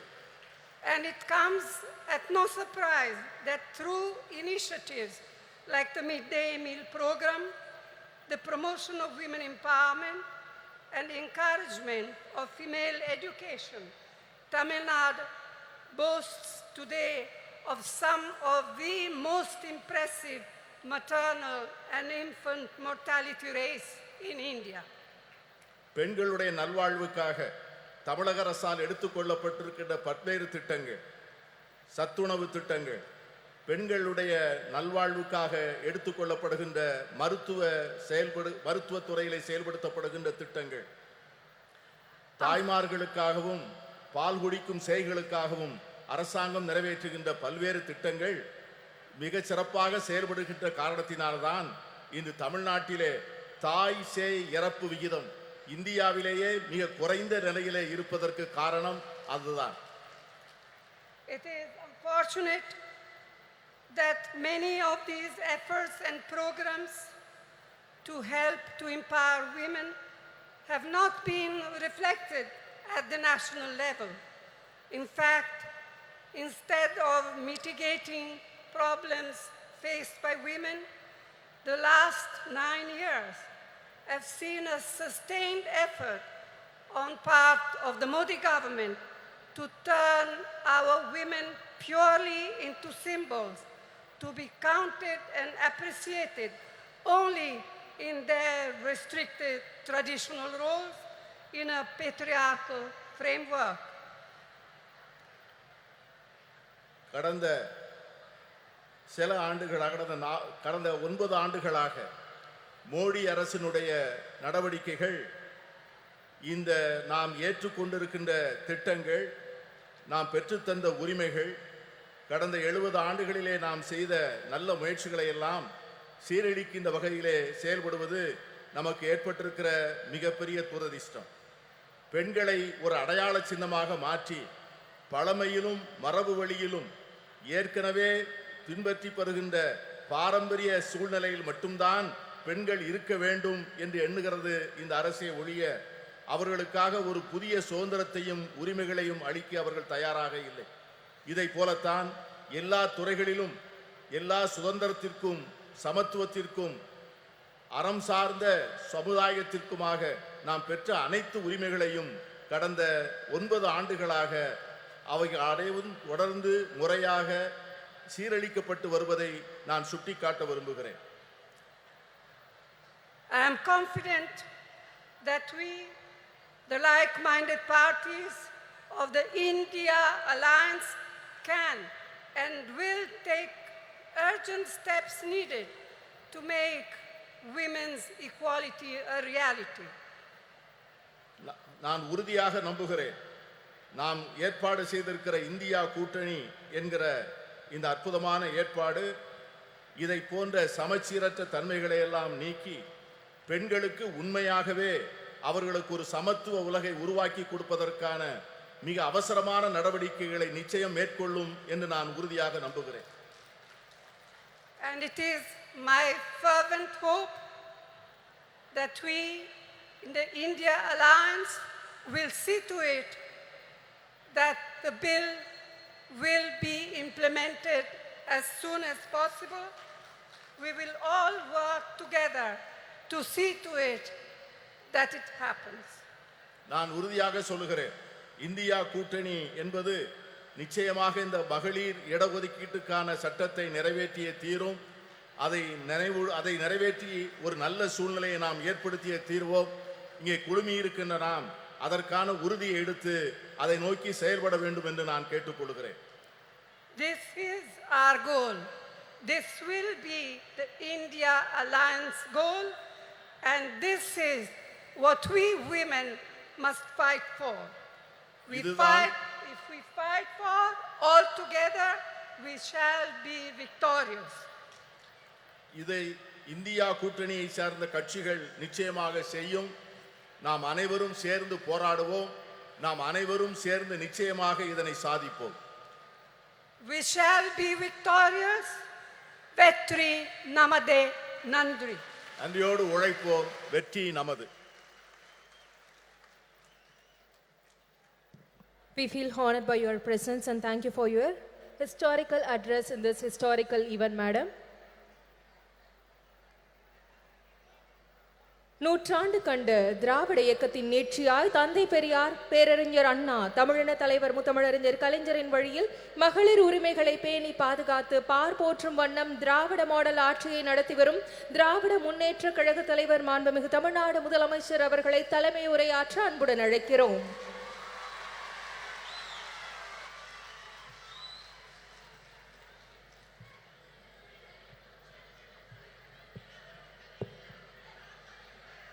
அன்புள்ள முத்தமிழறிஞர் தலைவர் கலைஞர் அவர்களின் நூற்றாண்டு விழாவை ஒட்டி கழக மகளிரணியின் சார்பில் நடைபெற்றுக் கொண்டிருக்கக்கூடிய மகளிர் உரிமை மாநாட்டில் கலந்து கொண்டு இங்கு எனக்கு முன்னால் உரையாற்றி அமர்ந்திருக்கக்கூடிய காங்கிரஸ் கட்சியினுடைய நாடாளுமன்ற குழுவினுடைய தலைவர் பெருமதிப்பிற்குரிய அன்னை சோனியா காந்தி அவர்களே, மாண்புமிகு நீர்வளத்துறை அமைச்சர் அண்ணன் துரைமுருகன் உள்ளிட்ட அமைச்சர் பெருமக்களே, முன்னிலை பொறுப்பை ஏற்று முனைப்பாக இந்த நிகழ்ச்சியை ஏற்பாடு செய்து வெற்றி கண்டிருக்கக்கூடிய கழகத்தினுடைய துணை பொதுச் செயலாளர், நாடாளுமன்ற குழுவினுடைய துணைத் தலைவர் என்னுடைய அருமை தங்கை கனிமொழி அவர்களே,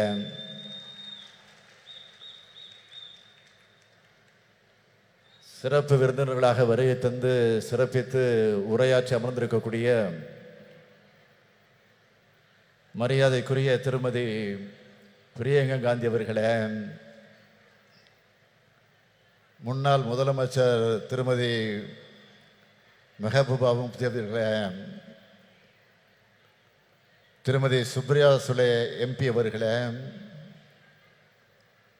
மாண்புமிகு பீகார் மாநிலத்தினுடைய அமைச்சர் திருமதி லட்சுமி சிங் அவர்களே,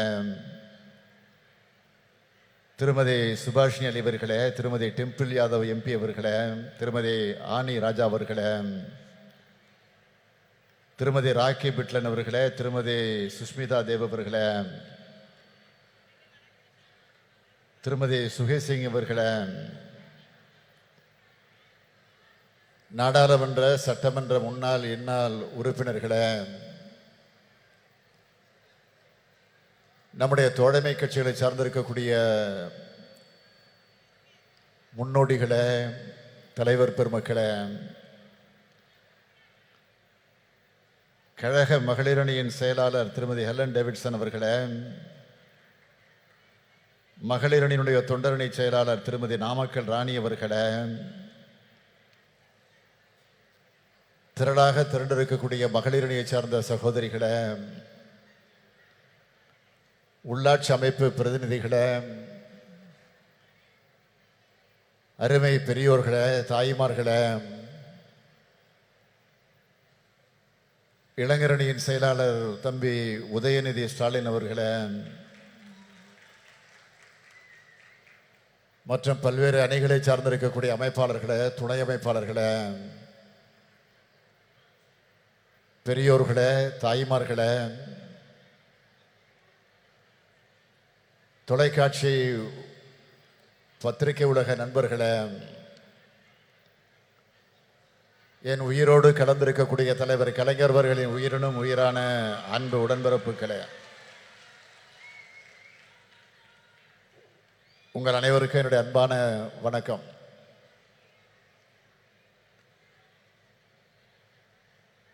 பெண்ணினத்தின் எழுச்சியின் அடையாளமாக இந்த மாநாட்டை ஒரு மாநில மாநாடு போல் ஏற்பாடு செய்து இதை எழுச்சியோடு நடத்தி கொண்டிருக்கிறார் நம்முடைய தங்கை கனிமொழி அவர்கள். அவர் கர்ஜனை மொழியாக, கனல் மொழியாக இப்போது நாடாளுமன்றத்தில் முழங்கி வருவதை பார்க்கும்போது கழக தலைவராக மட்டுமல்ல, அண்ணனாகவும் இருந்து நான் மிகுந்த பெருமைப்படுகிறேன். இந்த மகளிர் உரிமை மாநாட்டை தடையின்றி ஓடக்கூடிய மாராத்தான் ஓட்டம் போல நம்முடைய மாசு அவர்கள் இதை துணை நின்று ஏற்பாடு செய்திருக்கிறார். அவர் மட்டுமல்ல, நம்முடைய அமைச்சர் செயல் வீரர் தாமு அன்பரசன் அவர்களும் துணை நின்று தன்னுடைய கடமையை நிறைவேற்றி தந்திருக்கிறார். அதற்காக நான் முதலில் அவர்களை எல்லாம் வாழ்த்துகிறேன். மகளிரணியின் செயலாளர் எல்என் டேவிட்சன், மகளிர் தொண்டரணியின் செயலாளர் நாமக்கல் ராணி உள்ளிட்ட மகளிரணி நிர்வாகிகள் அனைவருக்கும் என்னுடைய வாழ்த்துக்களை தெரிவித்துக் கொள்கிறேன். காஷ்மீர் முதல் கன்னியாகுமரி வரை இருக்கக்கூடிய பெரும்பாலான மாநிலத்தை சார்ந்திருக்கக்கூடிய பெண் தலைவர்களை அழைத்து வந்து ஏற்றத்தோடு ஏற்பாடு செய்திருக்கக்கூடிய இந்த மாநாடு இது தமிழ்நாட்டினுடைய பெண்கள் மாநாடாக மட்டுமல்ல, இந்தியாவினுடைய பெண்கள் மாநாடாகவும் நடைபெற்றிருக்கிறது என்பதை நான் பெருமையோடு பதிவு செய்து கொள்ள விரும்புகிறேன். இதுவரை சென்னை சங்கமம் நடத்தி காட்டிய தங்கை கனிமொழி அவர்கள் இப்பொழுது இந்திய சங்கமத்தை நடத்தி காட்டியிருக்கிறார். இதுதான் வித்தியாசம். இதற்கெல்லாம் மகுடம் வைத்தாற்போல் அன்னை சோனியா காந்தி அவர்கள் இந்த நிகழ்ச்சிக்கு வருகை தந்திருக்கிறார்கள். நேருவின் மகளே வருக, நிலையான ஆட்சி தருக. 1980ஆம் ஆண்டு தலைவர் கலைஞர் அவர்கள் அம்மையார் இந்திரா காந்தி அவர்களை அழைத்து வந்து அந்த வாசகத்தை சுட்டி காட்டி பெருமைப்படுத்தினார். 2024ஆம் ஆண்டில் இந்திராவின் மருமகளே வருக, இந்தியாவின் திருமகளே வெல்க என்று வரவேற்றார்கள். தலைவர் கலைஞர் அவர்கள் சொன்னதைப் போலவே 40லும் வென்றோம். அகில இந்திய அளவில் காங்கிரஸ் கூட்டணி மகத்தான வெற்றியை பெற்றது. அப்போது தனக்காக காத்திருந்த பிரதமர் பதவியை மறுத்து இந்திய அரசியல்வானில் ஒரு கம்பீர பெண்மணி என நின்றவர் அன்னை சோனியா காந்தி அவர்கள். அப்போது அன்னை சோனியா காந்தி அவர்கள் தான் ஆட்சிக்கு தலைமை வகித்து பிரதமராக வேண்டும் என்று தலைவர் கலைஞர் அவர்கள் முன்மொழிந்தார்கள். அது வரலாறு. When தலைவர் கலைஞர் left us to his resting place, Madam Sonia Gandhi sent a letter. She wrote for me, Kalangar's loss is very personal. He always showed me great kindness and consideration which I can never forget. He was like a father figure to me. சொன்னார், எழுதினார். அத்தகைய ஆழமான குடும்ப பாச நட்பை கொண்டவர் அன்னை சோனியா காந்தி அவர்கள். அவரும் இளம் அரசியல் ஆளுமையாக மிளிர்ந்து கொண்டிருக்கக்கூடிய அருமை சகோதரி பிரியா காந்தி அவர்களும் இங்கு வந்திருப்பது நமக்கெல்லாம் மகிழ்ச்சி அளிக்கிறது. தன்னகரில்லா மெஹபூபா முஃப்தி அவர்கள் ஒரு மாநிலத்தினுடைய முன்னாள் முதலமைச்சர். சுப்ரியா சூலே எழுந்தாலே நாடாளுமன்றத்தில் பாஜகவினர் அஞ்சி நடுங்குவார்கள். பார்க்கறது தான் இப்படி இருக்கிறார். ஒரு பீகாரில் இருந்து அருமை நண்பர் நிதிஷ்குமாரின் குரலை எதிரொலிக்க லெஷி சிங் வந்திருக்கிறார். டெல்லி முதலமைச்சர் அரவிந்த் கெஜ்ரிவால் எண்ணத்தை சொல்வதற்காக டெல்லி சட்டப்பேரவையுடைய துணைத் தலைவர் ராக்கி பிட்லன் வந்திருக்கிறார். சமாஜ்வாதி கட்சியினுடைய நாடாளுமன்ற உறுப்பினரும் அருமை நண்பர் அகிலேஷ் யாதவருடைய அருமை மனைவியுமான டிம்பிள் யாதவ் அவர்கள் வந்திருக்கிறார்கள். அந்த கட்சியினுடைய மகளிரணியின் தேசிய தலைவர் ஜூயி சிங் வருகை தந்திருக்கிறார். மேற்கு வங்கத்தினுடைய பெண் சிங்கம் மமதா பானர்ஜியுடைய பிரதிநிதியாக சுஷ்மிதா தேவ் வருகை தந்துள்ளார். இடதுசாரி இயக்கங்களின் பிரதிநிதிகளாக சுபாஷினி அலியும் ஆனி ராஜாவும் இடம்பெற்றிருக்கிறார்கள். ஆக இந்த மேடையே இந்தியா கூட்டணியாக காட்சியளித்துக் கொண்டிருக்கிறது. I would like to request all the leaders present on the dais. The BJP can be defeated only through unity. Tamil Nadu has shown this since the 2019 elections. A united alliance like one in Tamil Nadu should be formed in every state across India. If the anti-BJP parties can unite and rise above the minor differences, we can surely defeat the BJP, which is against the interest of the people of India. I urge our sisters present here to relay this message to their party leaders. Bharatiya Janata கட்சியை தோற்கடிப்பது என்பது இந்தியாவில் இயங்கக்கூடிய அனைத்து ஜனநாயக கட்சியுடைய வரலாற்று கடமை. மகளிர் உரிமையை காப்பதற்காக இந்த மாநாடை கூட்டியிருக்கிறார் நம்முடைய கனிமொழி அவர்கள். மகளிர் உரிமை மட்டுமா? பாஜக ஆட்சியில் அனைத்து மக்களது உரிமைகளும் பறிக்கப்பட்டிருக்கிறது. இன்றைக்கு நாம் பார்க்கும் நாடாளுமன்ற அமைப்பு முறை இருக்குமா?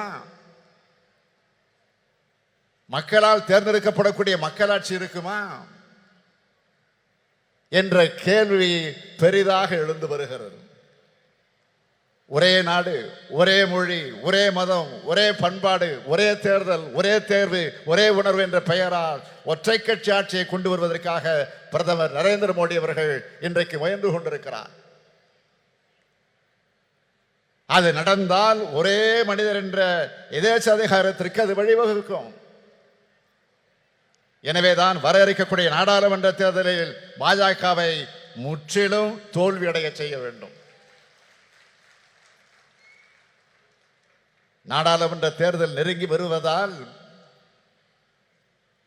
பெண்களை ஏமாற்ற மகளிருக்கு நாடாளுமன்றத்தில் சட்டமன்றங்களில் 33 விழுக்காடு இடஒதுக்கீடு என்று சட்டம் கொண்டு வருவதை போல ஏமாற்றிக் கொண்டிருக்கிறார்கள். பேசினார்களே இங்கே உரையாற்றிய அத்தனை பேரும் மிக தெளிவாக எடுத்து சொன்னார்கள். எனவே நான் அதிகம் விளக்கம் சொல்ல விரும்பல. 33 விழுக்காடு இடஒதுக்கீடு பெண்களுக்கு கிடைத்துவிடக்கூடாது என்ற சதி எண்ணத்தோடு தான் இந்த சட்டத்தையே பாஜக கொண்டு வந்திருக்கிறது என்று நான் கருதுகிறேன். அப்படித்தான் எல்லோருக்கும் என்ன வருகிறது.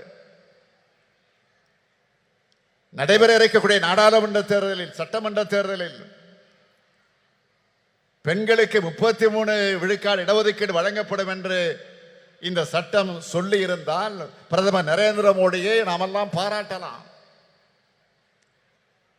என்ன நடந்திருக்கிறது? மக்கள் தொகை கணக்கெடுப்பு முடிந்த பிறகு அதை வைத்து தொகுதி மறுவரைக்குள்ள அந்த பிரச்சனைகள் எல்லாம் முடிந்ததற்கு பிறகு சொல்வார்களாம். பழைய சினிமா பார்த்துருப்பீங்க. பழைய சினிமாவில் தான் ஒரு காட்சி வரும். என் கையில் உள்ளதை நான் தர வேண்டுமானால் 7 மலையை சுற்றி வா, 7 கடலை சுற்றி வா என்று பூதம் சொல்வதாக கதை சொல்வார்கள் அல்லவா? அது போன்ற கப்சா சட்டத்தை மோடி ஏற்றியிருக்கிறார். பெண்களுக்கு 33 விழுக்காடு கொடுத்து விட்டதாக பிரதமர் சொல்லிக் கொள்கிறார். 2029ஆம் ஆண்டு தான் இந்த இடஒதுக்கீடு கிடைக்கும் என்றும் 2034ஆம் ஆண்டு கூட ஆகலாம் என்றும் கணக்கிட்டு சொல்கிறார்கள். எதுவாக இருந்தாலும் நான் சொல்றேன், 2024 ஆண்டுக்கு பிறகு மோடி ஆட்சி இருக்க போறதில்லை என்பதை மக்கள் முடிவு செஞ்சுட்டாங்க. 1996ஆம் ஆண்டு திமுகவும் காங்கிரஸ் ஆதரிச்ச ஐக்கிய முன்னணியின் ஆட்சி காலத்தில் இப்படி ஒரு சட்டத்தை கொண்டு வந்தோம். ஆனா இந்த நிபந்தனைகள் எல்லாம் நாம் அன்றைக்கு விதிக்கல. 2010ஆம் ஆண்டும் நம்முடைய கூட்டணி அரசு இப்படி ஒரு சட்டத்தை கொண்டு வந்த போது இது மாதிரியான நிபந்தனைகளை விதிக்கல. ஆனால் இப்பொழுது பாஜக நிபந்தனை போடுகிறது என்றால் அவர்கள் உண்மையான அக்கறையோடு இதை கொண்டு வரல. மகளிர் எந்த உரிமைகளையும் பெற்றுவிடக்கூடாது, வீட்டுக்குள்ள முடங்கி கிடக்க வேண்டும் என்று நினைக்கிறது பிஜேபி. பாஜக ஆட்சி அப்படி நினைக்கிறது. அன்னை சோனியா காந்தி அவர்களும் பிரியங்கா காந்தி அவர்களும் இந்த மேடையில் இருக்கிறார்கள். ஒரு விஷயத்தை நான் நினைவு கூறுவது பொருத்தமாக இருக்கும் என்று கருதுகிறேன். அவரே பேசுகிற போது சொன்னார், பிரதமர் ராஜீவ் காந்தி அவர்கள் தான் உள்ளாட்சி அமைப்புகள்ல பெண்களுக்கு இடஒதுக்கீட்டை முதலாக உறுதி செய்தார். இதன் தொடர்ச்சியாகத்தான் தமிழ்நாட்டில் உள்ளாட்சி அமைப்புகள்ல பெண்களுக்கான இடஒதுக்கீட்டை முதல்ல 1996ஆம் ஆண்டு வழங்கியவர் நம்முடைய தலைவர் கலைஞர் அவர்கள்.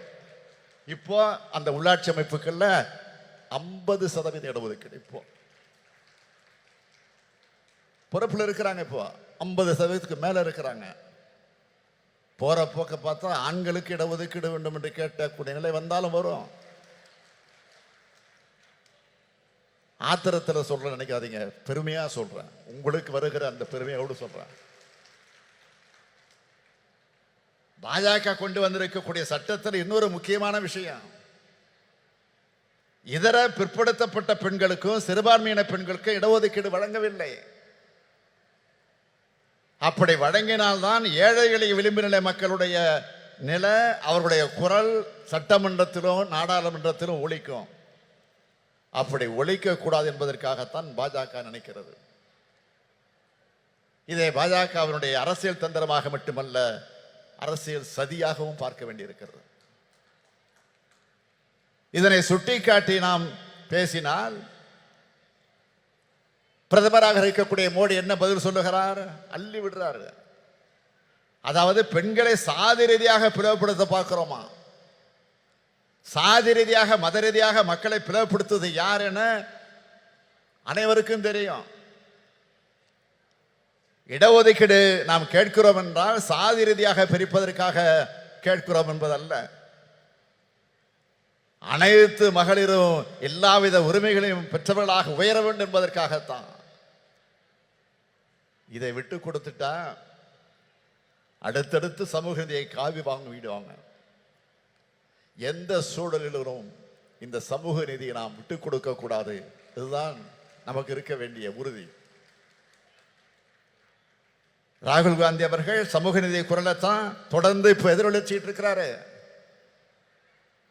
இந்தியா கூட்டணி என்பது வெறும் தேர்தல் கூட்டணியாக மட்டுமல்ல, கொள்கை கூட்டணி. அதை மறந்துடாதீங்க. சமூக நீதி, மதச்சார்பின்மை, மாநில சுயாட்சி, கூட்டாட்சி கருத்தியல், அனைவருக்குமான அரசியல் பங்கீடு என்ற கோட்பாடுகளை கொண்டதாக இந்த கூட்டணி அமைந்திருக்கு. இந்தியா கூட்டணியை வெற்றி பெற வைப்பதன் மூலமாக மகளிர் உரிமை மட்டுமல்ல, அனைத்து உரிமைகளும் அனைவருக்கும் கிடைக்கக்கூடிய இந்தியாவாக நாம் உருவாக்க வேண்டும். சொத்துல சம உரிமை, வேலை வாய்ப்பிலே பெண்களுக்கு 30% இடஒதுக்கீடு, ஆரம்ப பள்ளிக்கூடங்களில் கட்டாயமாக பெண்களைத்தான் ஆசிரியர்களாக நியமிக்க வேண்டும் என்ற சட்டம், கர்ப்பிணி பெண்களுக்கு உதவித்தொகை, விதவைகளுக்கு மறுவாழ்வு திட்டம், ஒரு ஏழை எளிய குடும்பத்தில் பிறந்திருக்கக்கூடிய ஒரு பெண்ணுக்கு திருமணம்னா அந்த பெண்ணுக்கு உதவி செய்யக்கூடிய ஒரு அற்புதமான திட்டம். இப்போ மகளிர் உரிமை தொகை போன மாசம் 15 செப்டம்பர் 14 நைட்டே போய் சேர்ந்துருச்சு. இந்த மாசம் 15 வரப்போகுது, 14 நைட்டே வந்து சேரப்போகுது. ஆக மாதம் 1000 ரூபாய் உதவித்தொகை இல்ல, பெண்களே உங்களுக்கு இருக்கக்கூடிய உரிமை தொகை, அதை மறந்துடாதீங்க. பேருந்துகள்ல விடியல் பயணம், பெண் அர்ச்சகர்கள் ஓதுவார்கள் நியமனம், இப்படி தமிழ்நாட்டு பெண்களுக்கு பல்வேறு திட்டங்களை நாம் செயல்படுத்தி காட்டுகிறோம்னா இதுதான் திராவிட மாடல் ஆட்சியுடைய கொள்கைகள். இந்தியா முழுமைக்கும் பரவும் மகளிர் உரிமை பெற்ற நாளாக நிச்சயம் அமையும். அதற்கான அடித்தளத்தை உருவாக்கக்கூடிய இந்த மாநாட்டை நடத்தி காட்டியிருக்கக்கூடிய என்னுடைய அருமை தங்கை கனிமொழிக்கும் அவருக்கு துணைன்ற மகளிரணிக்கும் என்னுடைய வாழ்த்துக்கள், பாராட்டுக்கள். வாழ்க வாழ்க இந்தியா, வாழ்க இந்தியா கூட்டணி வெல்க. நன்றி, விடைபெறுகிறேன். வணக்கம். வரலாற்று மாநாடான மகளிர் உரிமை மாநாட்டில் தலைமையுரையாற்றிமைக்கு மாண்புமிகு தமிழ்நாடு முதலமைச்சர் அவர்களுக்கு மனமார்ந்த நன்றியினை தெரிவித்துக் கொள்கிறோம். திராவிட முன்னேற்ற கழக மகளிர் தொண்டர் அணி செயலாளர் திருமிகு நாமக்கல் ராணி அவர்களை நன்றியுரையாற்ற அன்புடன் அழைக்கிறோம். தமிழினத்தின் ஒப்பற்ற தலைவர் கலைஞர் அவர்களின் 100ஆண்டு விழாவை முன்னிட்டு மகளிரணி நடத்தும் மகளிர் உரிமை மாநாட்டிற்கு வரவேற்புரையாற்றிய மகளிரணி செயலாளர் ஹெலன் டேவிட்டன் அவர்களுக்கும் அண்ணா பிறந்த நாள் செப்டம்பர் 15ஆம் தேதியன்று கலைஞரின் உரிமை தொகை ரூபாய் 1000 மட்டும் வழங்கியது மட்டுமல்லாமல் வாருங்கள் உங்களுக்கான உரிமை மாநாடு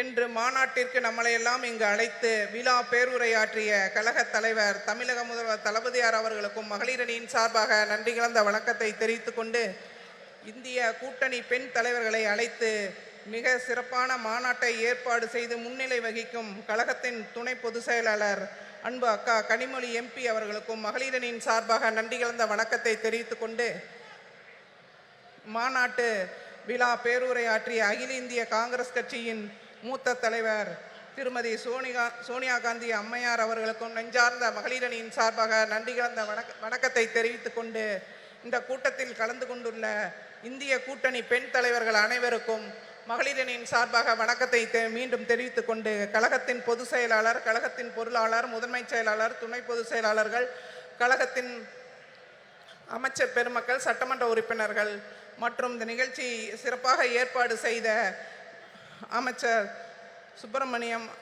மா சுப்பிரமணியம் அவர்களுக்கும் தாமு அன்பரசு அவர்களுக்கும் மற்றும் சட்டமன்ற உறுப்பினர் அனைவருக்கும் மகளிரணியின் சார்பாக நன்றி கலந்த வணக்கத்தை தெரிவித்துக் கொள்கிறேன்.